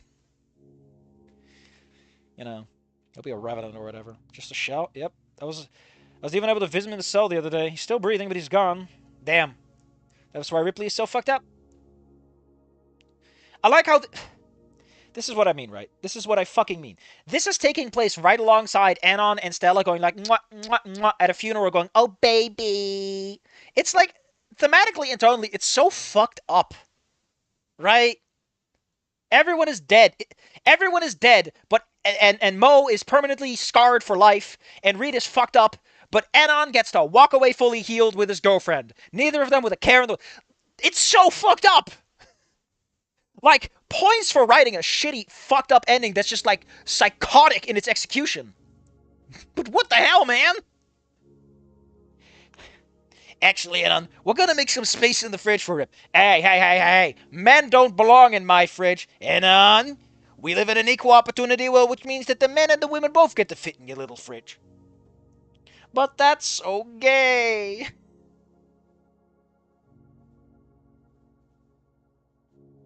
Yeah, but Mo is probably just devastated. He lost his favorite little niece cousin things.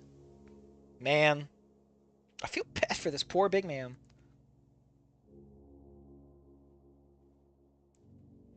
He lost everything, his children's wife, and his chance for revenge.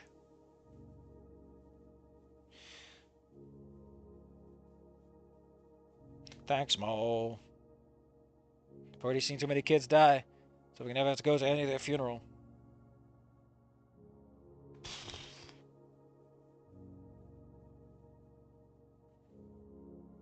Like, why are you telling Anon this? Anon isn't haunted by hate. He's haunted by self-doubt and loathing. Which I guess is hate, but like... Like, is the point of the story that the solution to your problems is find a hot girl, have sex with her, and then forgive yourself by being an egotistical bastard instead of getting mad at someone and seeking revenge? Because that's a really weird message. If all the women in your life commit suicide, you're going to be the winner. Can't imagine how it would be for her mother to get a visit from the police to inform her that eldest daughter was dead. Ugh. Our breaks for her family, they must be in shambles. Without a doubt, not sure if those sisters... What did Umbra mean by this? That the only woman that matters in your life is your wife. As long as your wife doesn't kill themselves, you're fine. Give them full attention, Jesus. Oof.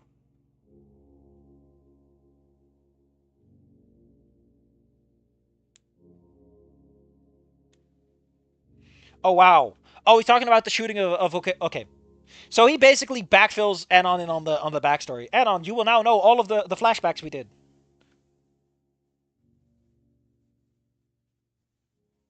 Playing Goose Goose Duck. Hell, man. Scary Dave playing those spooky games. And then Mo fucks off.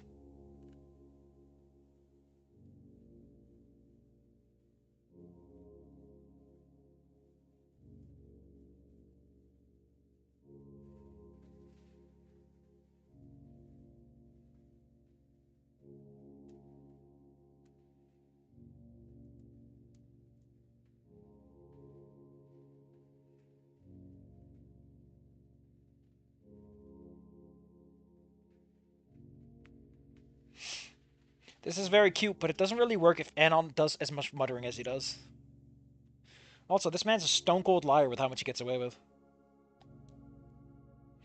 Yeah, honestly, actually, it's kind of interesting, right? Like, Trish lied to herself, and Anon's now lying to Stella.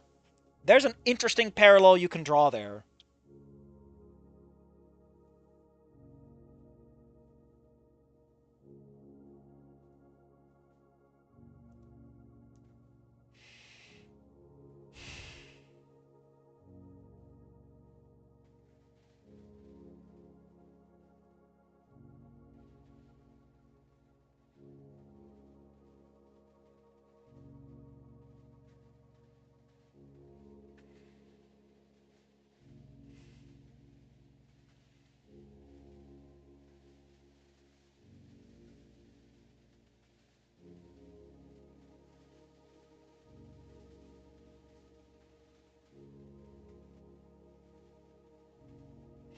There's one thing you need right now. It's a buddy. Time to talk to Reed. Hey, Reed, you holding up okay? I mean, I'm still a little sore after tumbling in the bathtub, but it is how it is.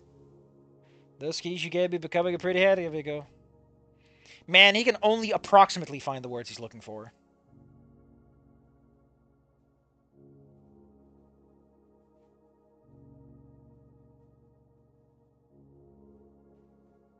Man, that gun got around. That gun, right, shot almost the entire cast. What an impressive reputation for a single firearm.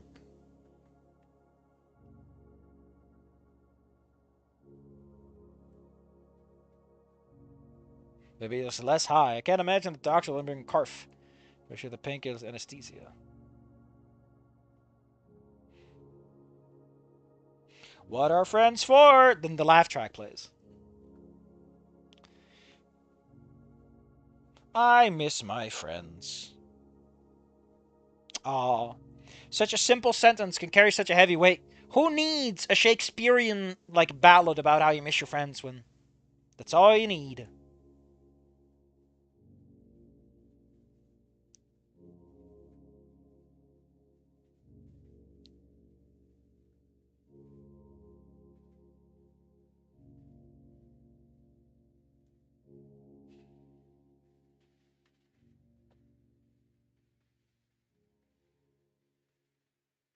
I miss them too.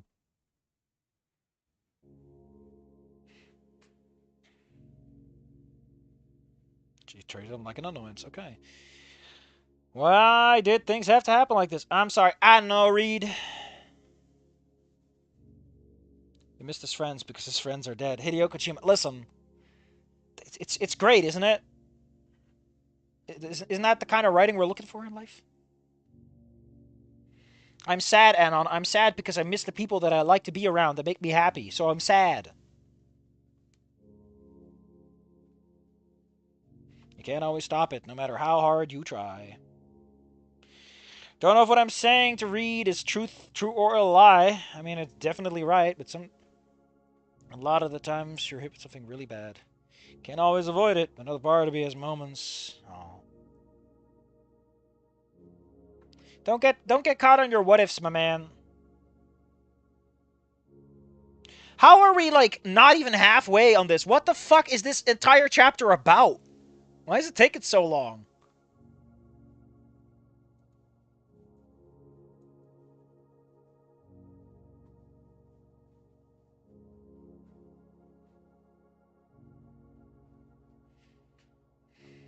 No arm, all those people, my family. It's just too much. It is a lot. I met Hideo Kojima in Cyberpunk. Funerals are very hard to deal with.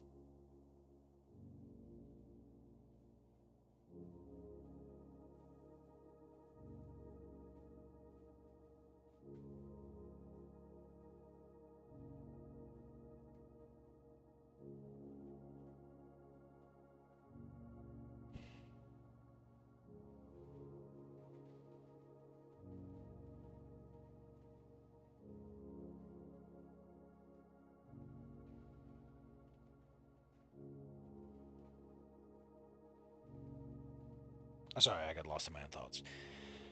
Um, it's gonna be okay, Starlight. Like, can Anon please stop reflecting on every fucking tiny-ass detail in his life?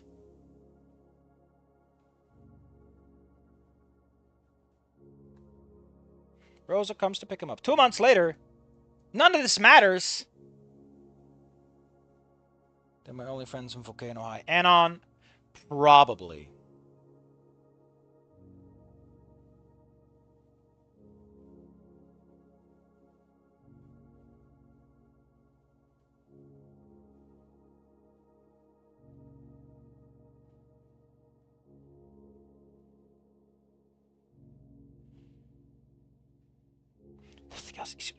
Senator, be gone!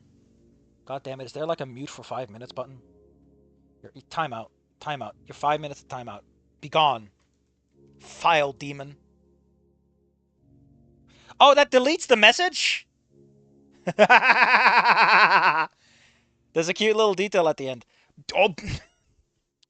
Do you want to get timed out, my buddy? Don't threaten me with a bad time. So I have to tell myself, none of this matters. The hallucinations, the constant nightmares, the guilt, all that matters is that I could give Stella kisses and we can have sex. I realized for the past 2 months, drove into the funeral, thought it was car addiction. Oh no, it turns out Rosa went to the psych ward? What? Don't worry, timeout is like he just can't chat for like 5 minutes. He'll be back in 5 minutes. Actually, I don't know why it deletes things. Can I restore it? I can't restore the message. Just the weird part. So what kind of timeouts are there? I can put you in timeout for 10 seconds. There's 10 seconds, 1 minute, 5 minutes, 10 minutes, 30 minutes, and 24 hours. I mean, I guess that is really all you need. Oh, it deletes all of his... What the hell? What the fuck, man? Holy shit. I thought timeout is like... I thought that meant that like he gets like a little shadow ban for like a minute or two. Like he just doesn't get to say anything. But it just fucking nuked his entire history. Holy shit. What is wrong with you, YouTube? Oh, man. Okay, I'm not never doing that again. Good lesson. Good to know. Holy man. Wow. Wow. Man, so everyone's fucked up.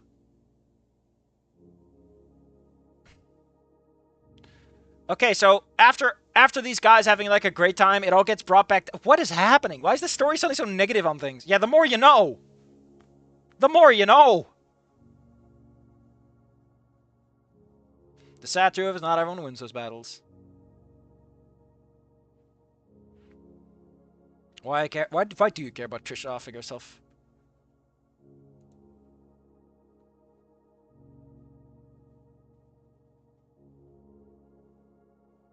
Jesus fucking Christ. So much of this is just reflection. It's just people going, I wonder, should we... It's so...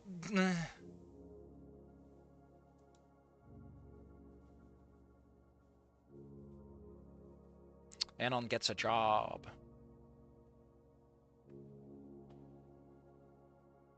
I think I remember... Dude, I don't remember any of my settings. I have to figure them out every time new. I do. Besides, I've written down just in case. Now, that's a smart move.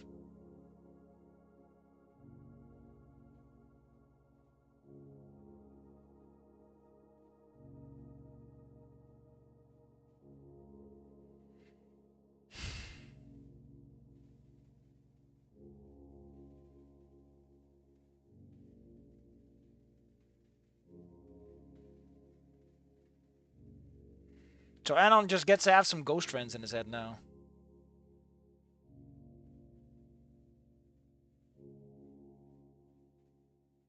Not only do you get a gross girlfriend, she also cares about you. Wow, Anon. At least Ghost in the suit was cognizant of the fact that maybe it's a little fucked up. Trisha's dead. Your dad's in prison for trying to get Stella and I killed. What else do they have to worry about? I'm worried about you. More specifically, I've been treating yourself.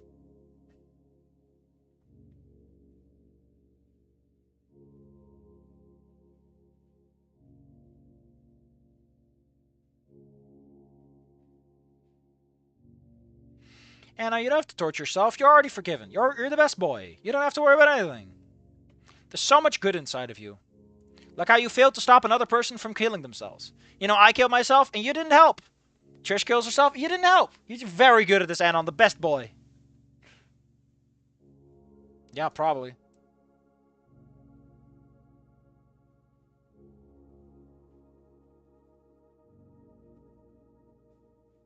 Jesus fucking Christ, this man takes forever to just say that he's gonna get some coffee.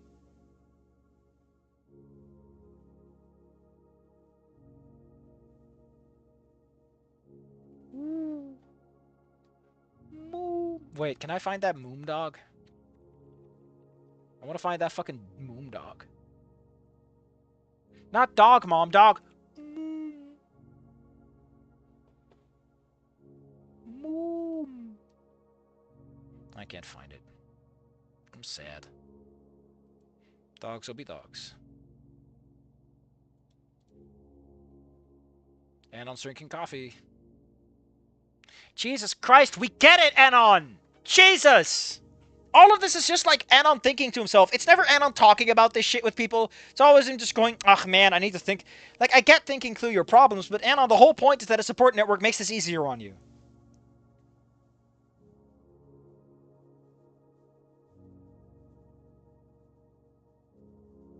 Oh, wait, Trish is haunting him now? Really? Another ghost? Jesus Christ, Anon.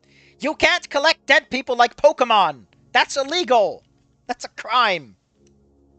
If I kill Stella, she'll be a ghost too, and I can keep her forever.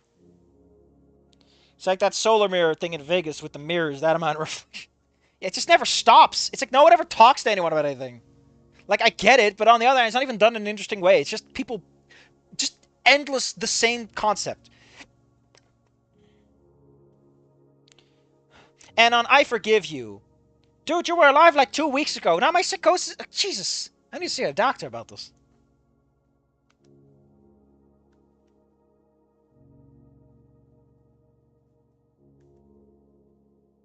Doing this to help yourself.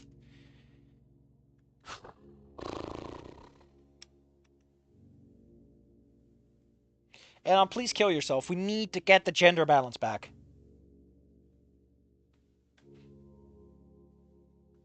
If you call the Ghostbusters, is it legal?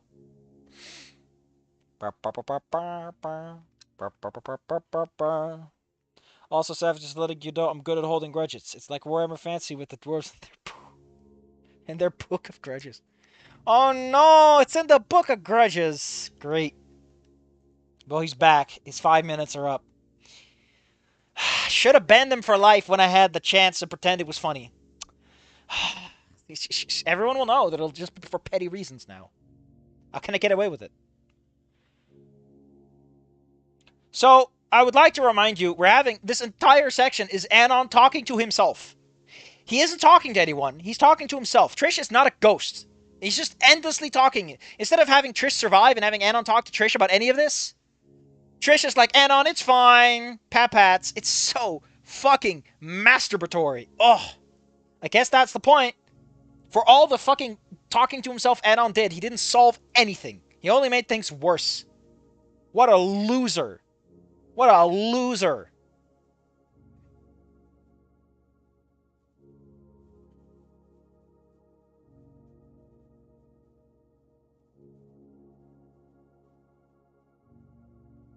Rhythm cloud. Rhythm cloud.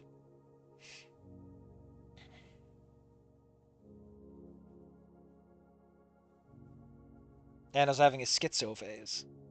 I can't wait for Five Nights at Freddy Fazbear to show up. For marketing purposes. I've got nothing to... Fuck off! You were constantly distracted with your thoughts, you motherfucker! Shut up!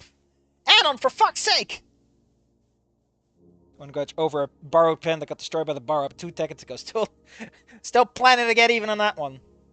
Well, if I ever become big enough to throw a convention, you can throw 1 glass of water in my face. I think that's worth 5 minutes of timeout in my vintage years, back before I was cool.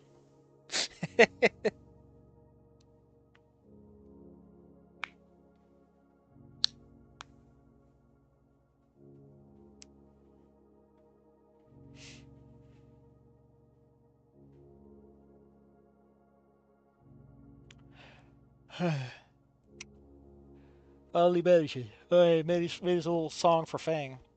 I can't believe Anon stole Fang's song. What a jerk. Well, it kind of does. Because you can only make the one song.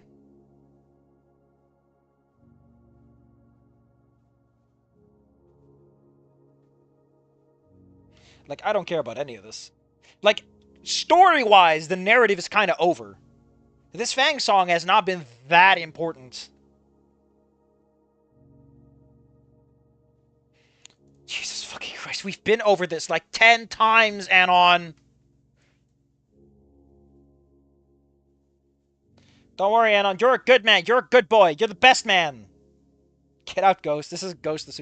These aren't even cool ghosts. They're so lame.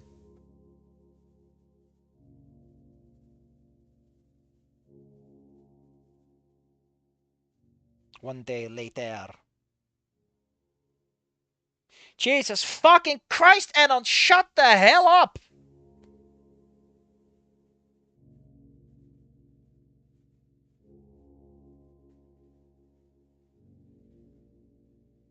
Mother next to her children. It's only right.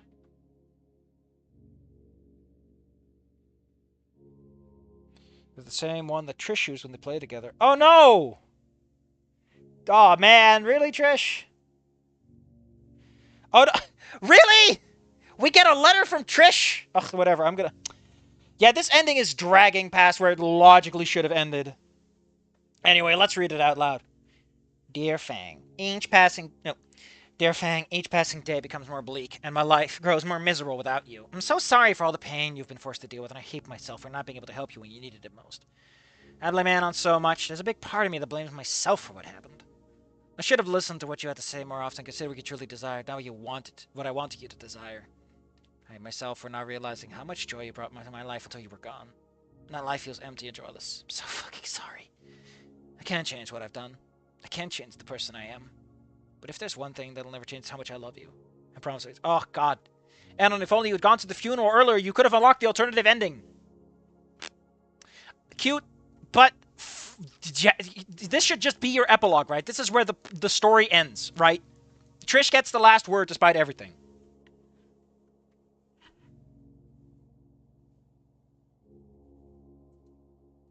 Hold on. Didn't Punch Drunk Gator do that? I feel like Punch Drunk Gator did something. What the hell is happening? No, I would like not to print this. Didn't Punch Drunk Gator's last chapter like end off on like a little quote? Or have like a little quote in it somewhere? What am I thinking of? There is a fic out there that I read. Where like at some point they have this big quote at the end. No. It's gotta be one kiss, right? It's gotta be one kiss in that case. One kiss makes sense for this. None of the bonus chapters.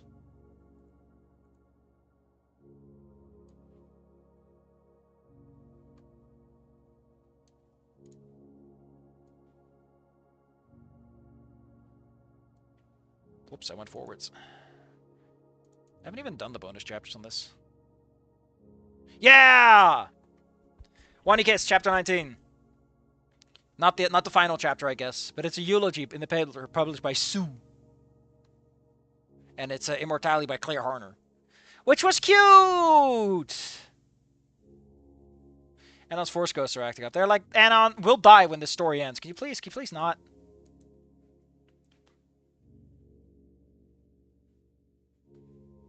Holy shit, Anon. You're alive and you're dating Stella. Could you please stop pretending that your situation is...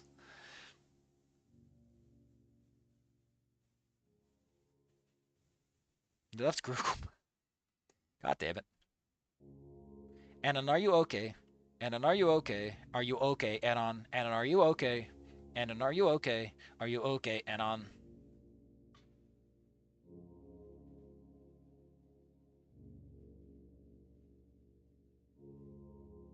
Anon, can you not fucking have this moment with your girlfriend over the grave of your ex-girlfriend? After reading a letter about how your ex-girlfriend and... Why am I so fucking broken? Because all you do is think aloud to yourself, Anon.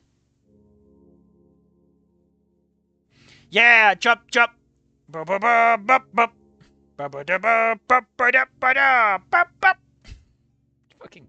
Ewok song. God, fucking... I get it. You've brought up the fucking thing like 10 times by now, man. It's been a year. Jesus.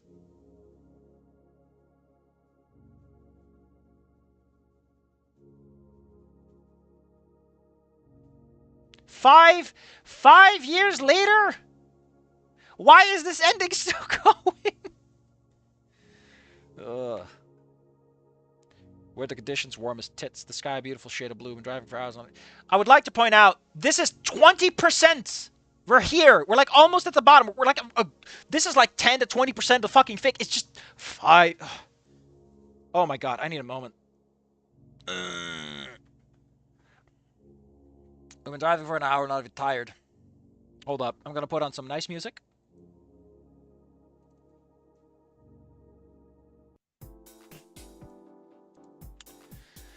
I've only been able to drive for 3 years, and I'm still amazed how I managed not to wind up in an accident. Since Monty taught Stella and me during Christmas break a few years back, it's been almost second nature to me. I guess that's what they say about driving a bike too. Stella's gotten a lot better since then. In the beginning, it was all pretty stressful to her. I remember the panic attack she had, but since then, she's come a long way. Come a long way in a lot of areas. Since we started university about 4 years ago, a lot has changed. Stella has fully returned to the extroverted, bubbly girl I first met her in high school. You know, when I knew her for like 2 days. Probably more so than before. I guess a new change of environment helped. Along with being in a program she's passionate about, her all skills have only improved. She's become natural in her craft. Coming to high grades in her class from that Lost Kitten video she did with Toho characters. Is that a Toho reference? She deserved it all and more. What can I really say about me? I'm even surprised I can get in the same university, so I will never thank Monty enough for the connections to help me get in. They all really like the recreation of Fang's song. School went well for me. I caught up all pretty fast and learned a lot. Even then, I was filled with a sense of worry and doubt, just like I was in high school. I had to push past it, but it still looked the back of my head. Am I enough? Have I really changed? Of course you have! God damn it, Anon! We've been talking about this for 4 years! Oh, for fuck's sake. And yes, you are! Fine. You can't keep calling yourself an endless pity party. For fuck's sake, Anon, move on! Jesus! Can you commit a school shooting so that I can feel bad again? I liked being able to throw myself pity parties on the time. Shut up! God! I graduated and this is what I get? Why am I dating you? Annoyance begins to grow across my face. I realized once again I mumbled something that shouldn't be mumbled. Weird how I didn't mumble the parts that you definitely shouldn't have mumbled. I'm never going to get a handle on this, am I? I briefly turned my hand towards the past and see Stella stifling a giggle. A shade of red glues across her lime green face, smiling as she looks my way. No matter how much time passes, she's still as beautiful as the day I met her. Same beautiful eyes, same sweet smile, same soft, luscious green hair. I remember when she used to wear them in hair buns, but I gotta say, she really pulls off the side braid for her hair really well. Even if it is the same anime hairstyle. Even if it's the same hairstyle, dead anime arms. The road, Anon! Oh, yeah, right, fuck. I dart my eyes back to the windshield, and here Stella begins to giggle as I can. What? I dart my eyes back to the windshield, and here Stella begin to giggle as I can. My face glowing with evidence. What? Sorry, Stella, just a little distracted. Yes, because all you do is think. You never talk to me, Anon. Every time we try to have a conversation with you, you just sit there for 10 to 20 minutes thinking. And then I hear you mumble, man, that bitch got what's coming for her, huh? Listen, I just think it's a rough patch. What do you mean a rough patch? You're the problem. Am I really that distracting? My moonlight. You have to throw my pet name in there. Maybe. Her laughter returns. I quickly glance back and to see amusement on her face. She's definitely enjoying this, that's for sure. How would you know? How would you know without telling us loudly? She's all known to my excited with a playful demeanor. Even if I don't want her to know that I'm a little anxious right now. I don't want her to think it's bad, far from it actually. But we'll worry about that later tonight when we hang with some old friends. The last 20 minutes of the car ride are relatively peaceful. I can keep my eyes on the road this time as Estelle and I fill the silence with small talk about what's been happening and what shows we've been watching together. That's a weird way to describe that, because what's been happening and what? I still can't believe Pure Crew has 23 different shows now. I thought only Pokemon would be crazy enough to do something like that. Right? I'm doing an incredible job. Oh my god, you fucking weirdos.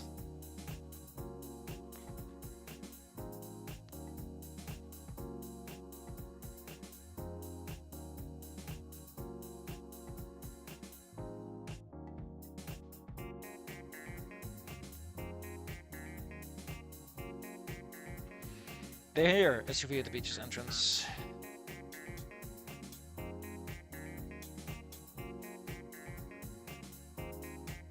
Oh, it's gonna give her a fucking wedding ring? Come on!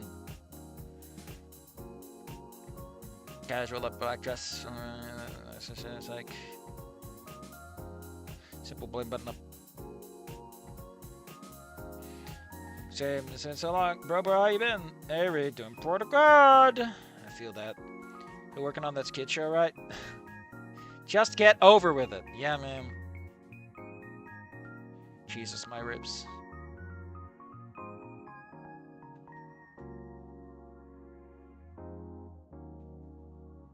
I must once more repeat that I am a sucker for these kinds of endings.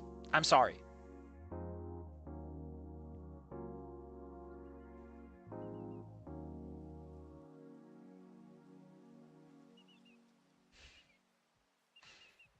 Excuse me? Reed and Rosa? Reed and Rosa. Reed and Rosa. Yeah, I know it's an engagement ring, Scary Dave. Shush.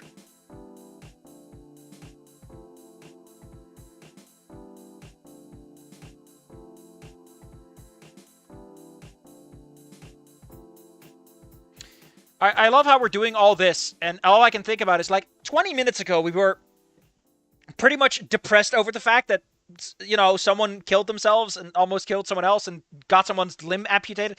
I don't know, man. I feel like the story... So we still get a party ending like every great movie does. Yeah, man, they're going to jump, and it's going to be a freeze frame, or he's going to be, like, sitting down, and it's going to be like, oh...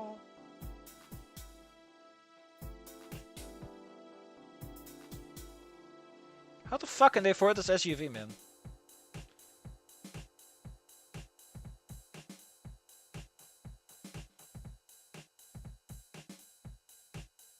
Jesus Christ, what the hell?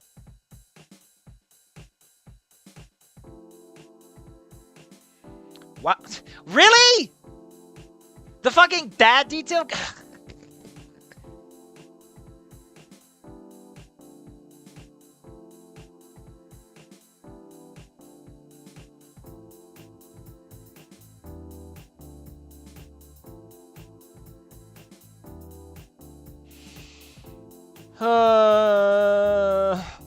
Oh, they're working on a TV show or something. God damn it. Why is this ending so optimistic? Like, you want to know what this feels like? This feels like someone took the ending 1 from Snook Game or Wani, and then it just shifts to the ending 4 from the same game, and I'm like, what the fuck happened? What? You can't just do this after that. Like, I make light of a lot of stuff, but I don't imagine that 5 years is enough to push past something that basically involved your entire life getting flipped and upside down. Also, yeah, this is super fucking long. Holy. It's like the author had a bunch of ideas and just couldn't commit to killing his darlings.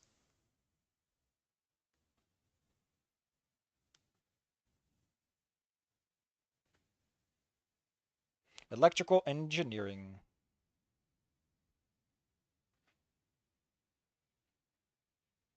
Nope.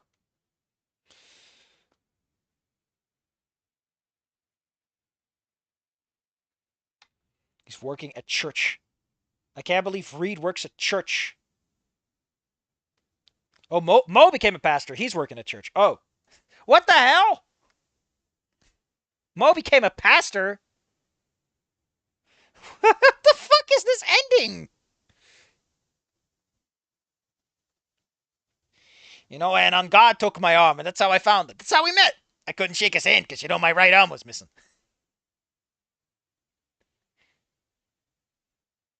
Mo becomes pastor from shit. You know, if he's going to kick ass in the name of the Lord, I'm on board.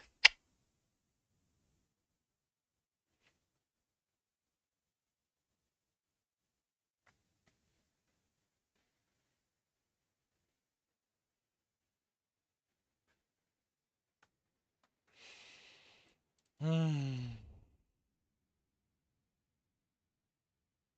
What the hell?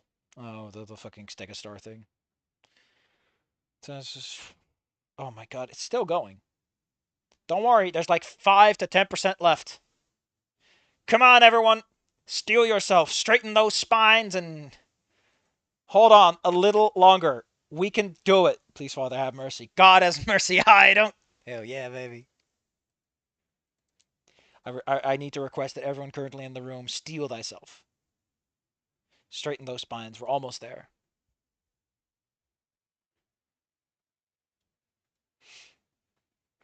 Like I said, this is too like this ending makes sense if we didn't have the Trish arc, right? Like I said, this is two separate fics that should have been two separate works. One is about Trish and the descent into madness, and the other is Anon rebuilding from the ashes. Like you can't put these in the same room and keep this fucking ending, man. Like if you do that and then you cut down on the runtime, these fics will be so much better. Like it suffers from so many of the obvious problems. Sad, so sad. But I will say this, Umbra, it's passable. It's fucking passable. Quick spig back to depression for the 5,000 words. Oh.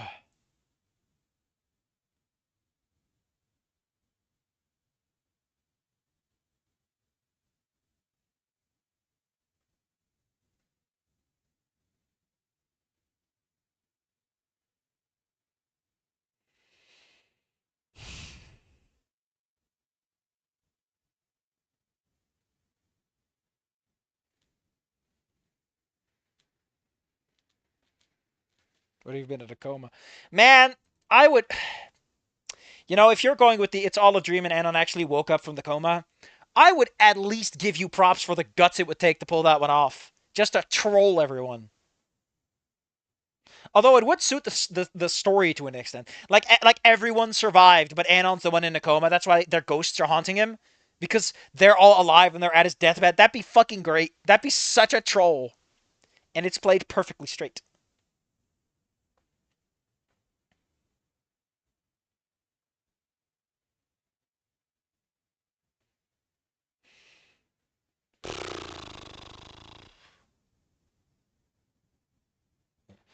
Yep, yep. Jesus Christ, why is there so much more after the fucking proposition? 2 pages. 2 goddamn pages. Jesus fuck.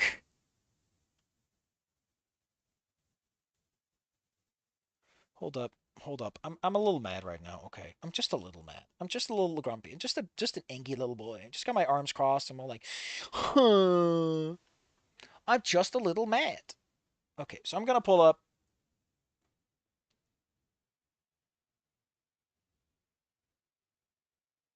No, no, this is something else.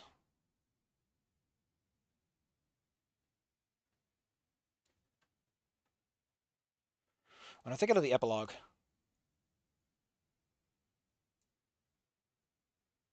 Yeah, like in Wani, right? In Wani, the marriage proposal is this really short.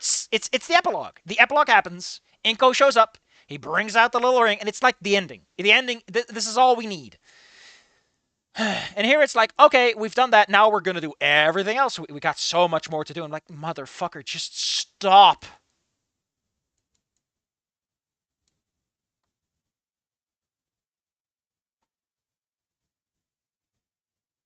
And then the other one, there's like a lot more modest. You know. Jesus Christ. I wish it was all a dream. It'd be just so great.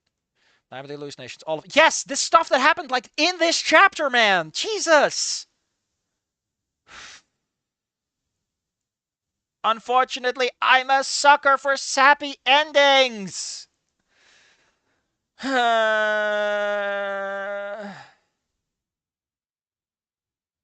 Unfortunately, I'm a sucker for sappy endings. So I'm still feeling it. I want to get off Umbra's wild ride. Oh man. I'm gonna repeat what I said. I'm gonna repeat what I said, okay? I think this isn't as bad as I made it out to be. It's got issues. It's two separate fics that should have been two different fics, just pulled apart to keep them thematically and more resonant and everything. But there are some cute ideas. There are some interesting moments. The ending might be a bit much, but fuck, I have such a soft spot for cute little endings. Ah.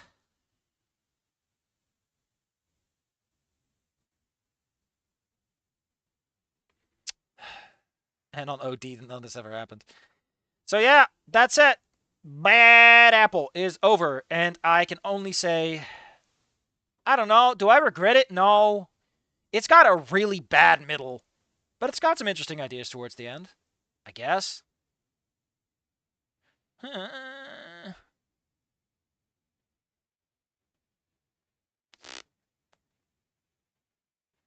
I don't know how to put this, man. I just don't. I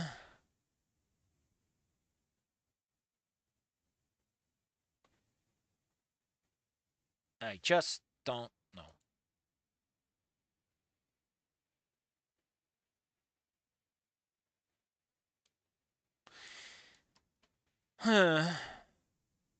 There's a part where Trish comes back as a cyborg. Listen, if you're going to pull that up, okay? If you're going to say that, we all know that the only logical outcome, okay, is those two are in the room together. And then it's like, oh no!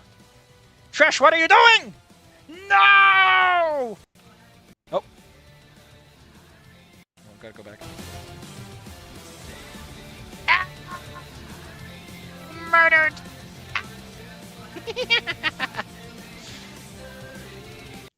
Oh man. All right, I'll be honest. Yeah, I'm gonna have to put. I think I'll put Bad Apple in the category of like I wouldn't actively recommend it, but you know if you read it and you like it, I can't blame you. Unlike Promise of a Lifetime, which is just fucking hot dog shit. Of course, Promise of a Lifetime, right? It has one thing going for it, and it's that I'll read the last chapter and I'm gonna go, oh, it's a sappy ending and I like it. I'm gonna be a big baby boy about it. It's more like Sam for Swim because he prepared. Man. God fucking damn it, man. Why was Wani Kiss so good at the end? Why did it have like a good funeral scene? What the fuck was going on with that fic? What is with these late bloomers? Man deceiving me with this hot dog shit, and then it does its own thing, and it's like, Jesus, man, that's a sick flip. What a grind. Into a manual? Whoa! So yeah, we're done.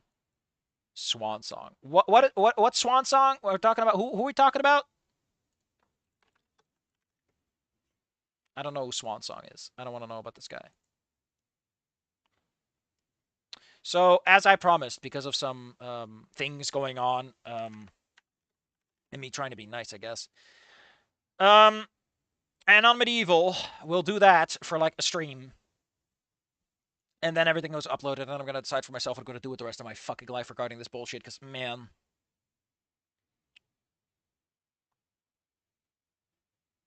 Man, I just hate Promise of a Lifetime. That I need you to understand, right? That Bad Apple wasn't great. But but Promise of a Lifetime is like the worst in all possible ways.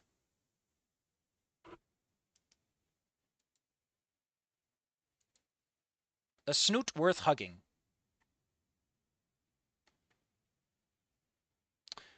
Hold up. Hold up. Hold up.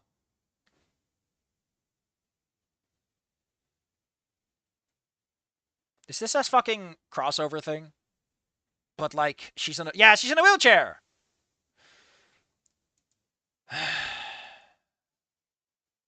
Maybe. Right? Maybe. Right now, what I need right now, right, is the assurance that it's not so bad. It's not so bad. Broken Wings, it's so ass. What? Oh my god. Why are you like this? Why are you like this? Why are you like this? Broken Wings. It's actually these numbers don't look that bad. Like word per chapter wise. We got 80. Deal to door. Yeah, that's like 4,000 words a chapter. That's not even that bad. 4 years after disastrous break. Wait a minute. Wait a minute. Did I read Broken Wings? I feel like I've read part of this at least. It's got chunky paragraphs, so it seems to understand compartmentalization perhaps a bit better than some. Hmm.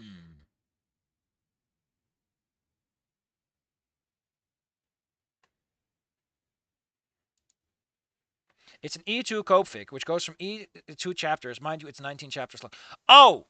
I think you told me about this before. About fics that are like, yeah, we're gonna fix everything, and then we just have all this other stuff. That's why you mentioned Swan Song, because that's a chapter.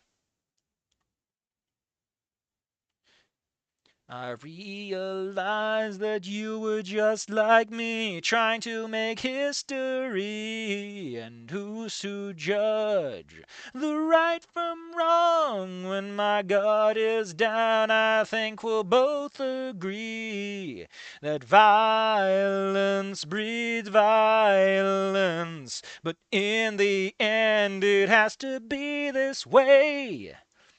It's such a good song. It's a good song about two big dudes beating each other up, and it's like this is what it come down to, buddy. There's nothing you can do. We gotta be big men, punch him bigly. Now you know that Senator Armstrong was written by a woman, because in every fucking female romantic thing, the man is gigantic and has huge hands, and Raiden is like the little girl. So what I'm saying is that Revengeance is just a romantic ship fic gone wrong. All right. Well, I had a good laugh. Like I said. So, to reiterate, what is the plan, Safi? What is the plan? What is the plan? All right, I'm gonna write out the plan. Plan. Step number 1. Next week, stream Inko and on medieval. I don't think Inko would survive the medieval times. I'm gonna finish Promise of a Lifetime. Finish Ghost in the Snoot as far as is possible, because Ghost in the Snoot isn't technically done yet.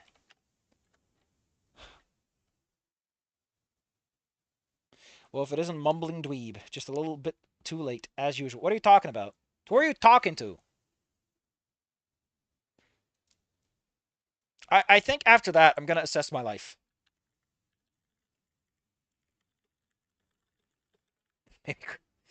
All right. Uh, that's the fucking fit, man.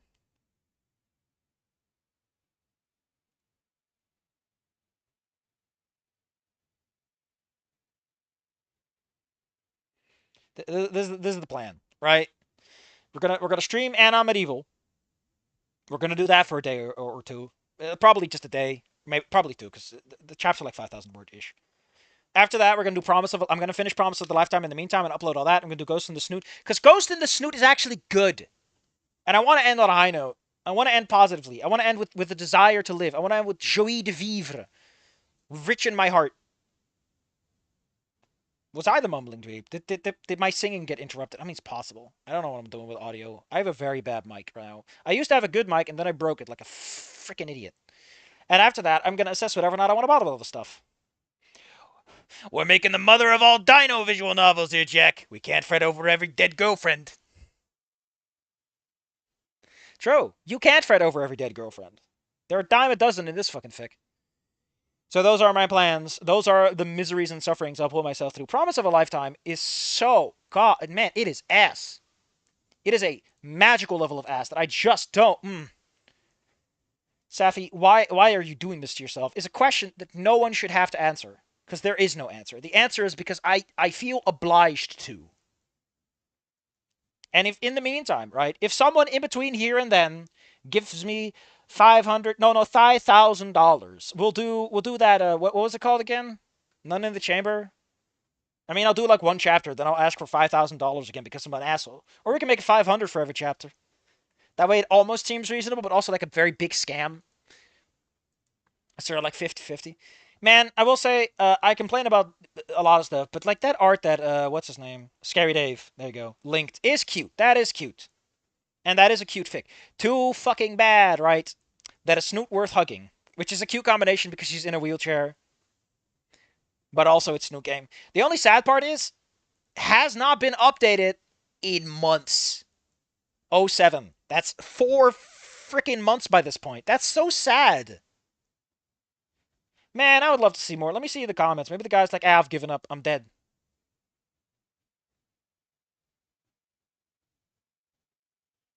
Oh, wow. This Wednesday, someone said, damn, someone actually dared to write this.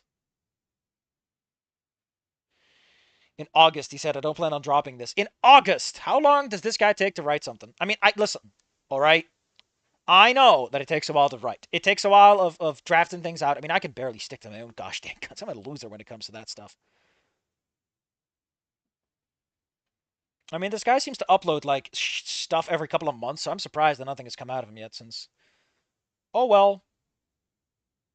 Oh, well. Survivor guilt.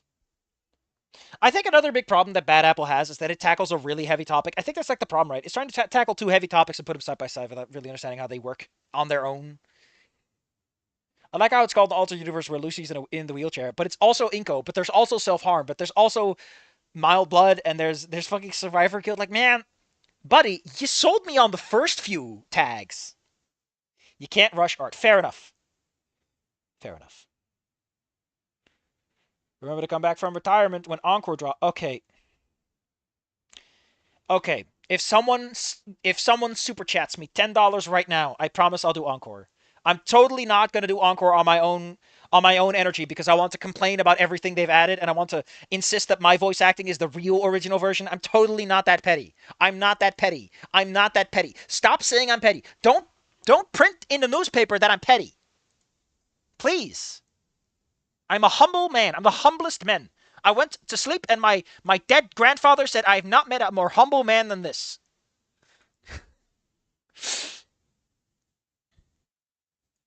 Now, truth be told, the reason we're going to do it is I don't consider the mods to be part of the visual novel part, the fanfic part of it. The fanfic part of it is like a separate branch of this company at this point. But yeah, when Encore comes out, I'm going to need someone to tell me. You can voice act in Angels with Scaly Wings when it comes out. Never. Put a pin in that. Put a fucking pin in that, you asshole. But when Encore comes out, I'm gonna need one of you people to tell me because I don't go to X or any of those websites ever, so I won't know. I need someone to tell me, like to show up and slam me on the head with it. So when Encore comes out, if it comes out, because let's not forget that Encore seems to be fucking around a lot. So back on that pin, Senator said, "You can't, if Angels with Scaling 2 when it never comes out." Here's the thing, right? I don't want it to come out. I don't. I really don't. So the reason I don't want Angels with Scaling Wings to come out, okay, it's extremely simple. My relationship with the original is that I was in an emotionally vulnerable moment, and I was fucked up, and I wasn't. It'd been a while since I'd done any real writing, and I was rusty, and I was out of it. And I thought, man, this is great. And the more I look back, the more I realize, had some issues. Was kind of leaning in on my inexperience. Oh my god, I just realized that the full title is Angels with Scaly Wings trademark. Motherfucker trademarked Angels with Scaly Wings. Part 2, by the way, there's a comma. After the trademark, there's a comma. Part 2, Strands of Fate. Or as Yahtzee would say it, Angels with Scaly Wings, Part 2, Strand of Fates. The Strands of Fate, excuse me. It's not even Strands of Fate, it's the Strands of Fate. We've got to be specific here. If they don't bring back Ophinia, I'm going to be mad as hell. You have my permission. Put her back in. Don't be a coward. Let her invent lemon bread.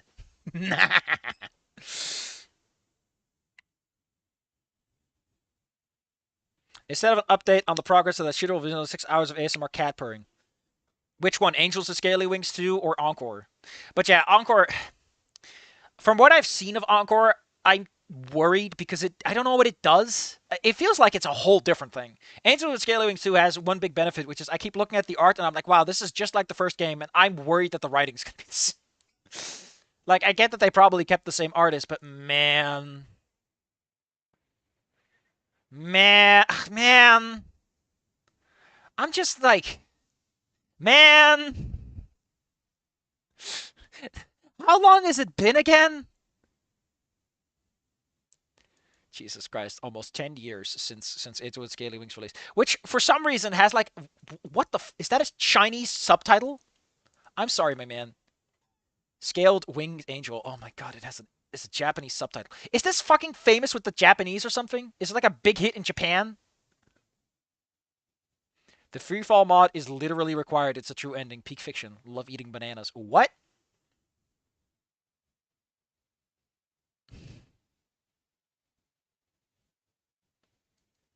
Yeah. Okay. Listen. One of the things I'm worried about with Encore. Well, let's turn off some music. Turn off some music and put it nice and low so that we can all enjoy some passive ambiance.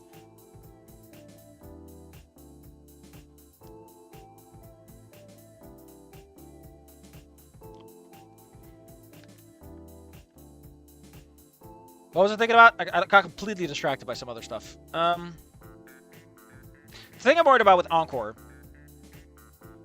I mean, the production value is great. Yeah, it does have that Persona 5 element. I'm worried about, like, okay, listen, okay, I gotta turn the music off. Sorry, beans go down. It's beans down hour. Listen, I mention a lot that I think that Snook Games is unwilling to understand the LGBT community, but I also feel that that complete dismissal is kind of part of the narrative. Like, part of Snook Game's story is that Trish does not actually know what the LGBT community is like, and neither does Anon, which is part of why Fang gets so frustrated, because neither of them are actually doing anything correctly, and they're making a big deal out of nothing. Like, I feel that's part of it. You can't undo that and expect it to work. As much as I hate it, it's part of it. Imagine if one day someone made a mod. So imagine if one day someone in a mod writes Anon saying, Fang is angel with scaly wings. Scary Dave, would you like to see what happens when a man gets timed out for 5 minutes? We can find out right now what happens when you do that to a mod. You come into my house, in my dojo, and this is what you do with my hospitality.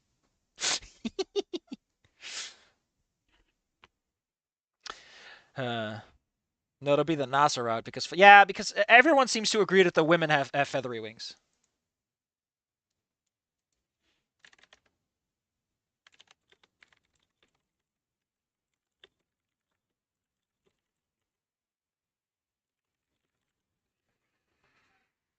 Oh man, no, there was no, but I will. Where the fuck did that go? Shit, something fell on my keyboard, and it will come out. Cool. Gonna have to figure out how to get that out later. Oh, there it is. How did I? Whatever.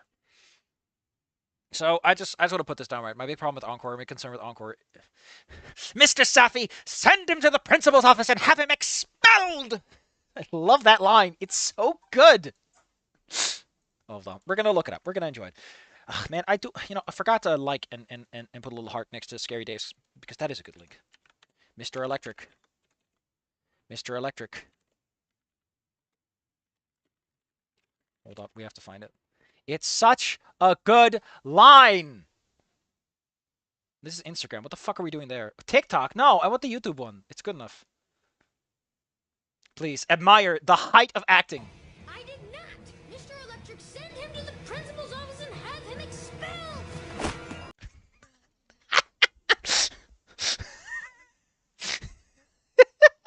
It's so good. But yeah, I'm worried about Encore because Encore seems to add a lot of stuff with the influencer crap and all that, and I feel like, listen, I feel that as time has gone by, that Snook Game is not that strong of a read, but it's obviously made for an audience. There's a lot of weird parallels between Snook Game and Wani, right? There's a moment where the protagonist is heavily injured and he has to get waifu'd by his waifu.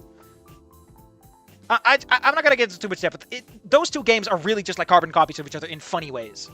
And I like them less as time has gone on. I don't think Encore is going to change that. I think Encore is just going to make me go, yeah, but...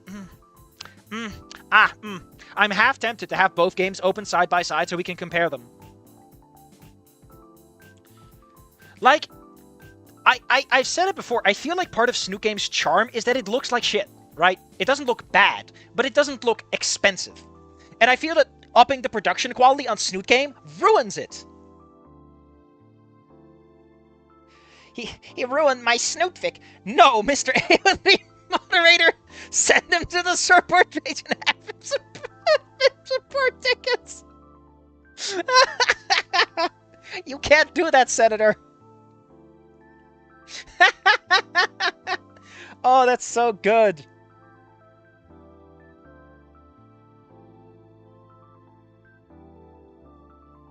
Fucking hell, man.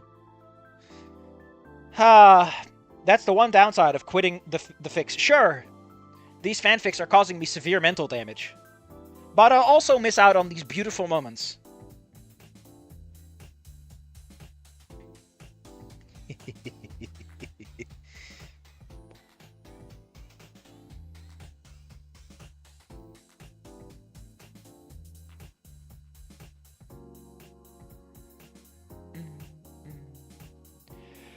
Snook game is what you when you use something that already exists and changed it a bit. Yeah, like part of Snook game's charm is that it looks like some people just really wanted to make something to spite someone. It's a product of spite, and in that spite, they didn't have a big budget.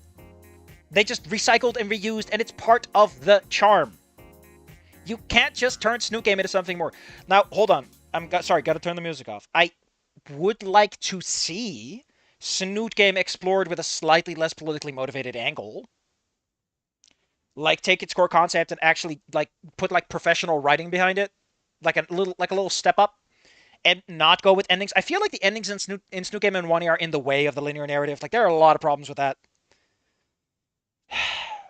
But I just feel like there being more interesting exploration of like the whole LGBT stuff in that context. But that's not here or there. But I don't know if that would be Snook game. I don't know if that could ever be Snook game. It would in itself be a derivative of the derivative, which in itself is interesting, ain't it? Ain't that the purpose of all culture and art? You can always just do gameplays.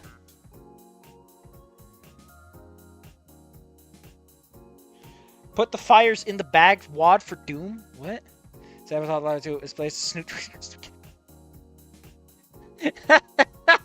Holy shit!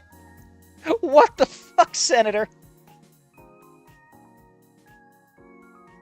I think Senator officially peaked the chat. I think we can't beat that. I think we're as golden as this goose can get. I'm gonna have to call it, I'm afraid. As I mentioned next week, we'll be doing Anno Medieval, which I think might be interesting. It can't just copy the OG, so we have that big hangnail out of the way. And I have been told that apparently the Spanish community writes better fics in general. And if that's true, well, we're in for a treat. And if not, well, I'm going to be racist for the rest of my life to the Spanish. And the Mexicans. I guess they're the ones who are writing it, if anything. But where's my hotline I've got for Snook? God. It's real. Someone didn't... Please imagine me, like, staring ahead and, like, slightly confused.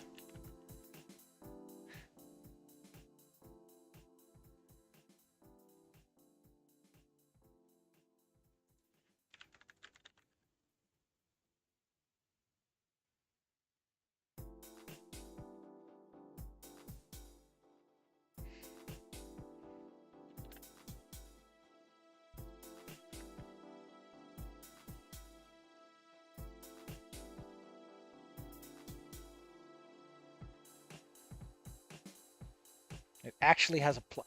It has a plot. All right, everyone, get your last thoughts off your chest. We've been streaming for what, 3 hours, and I've made $0. So, unfortunately, since we live in a capitalist society, I've basically wasted 3 hours of my life, not adding any value to all of the economy. So, I should stop before I cost anyone any more money. So, if you have anything left to say, get it off your chest. Otherwise, you'll have to wait until next week when we do another stream. You can take out a little notepad. You can write. You can write a little note. You can write down on your little note what you want to say next time and just blurt it out there. Being DSP, no. Okay, you know what? You know what's you're thin ice. You are on thin ice. My finger waggling is very aggressive right now. If only you could see it, you would be absolutely terrified. You would know the limits of your existence. Can you believe this man?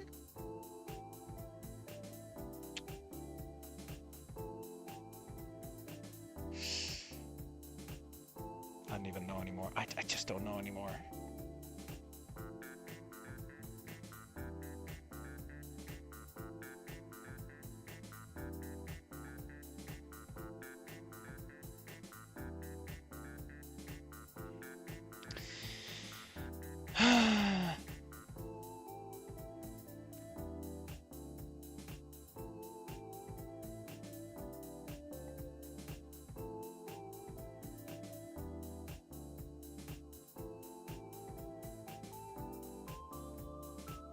The thing that makes Snoop Game good is that it's relatable, believable, cheap looking.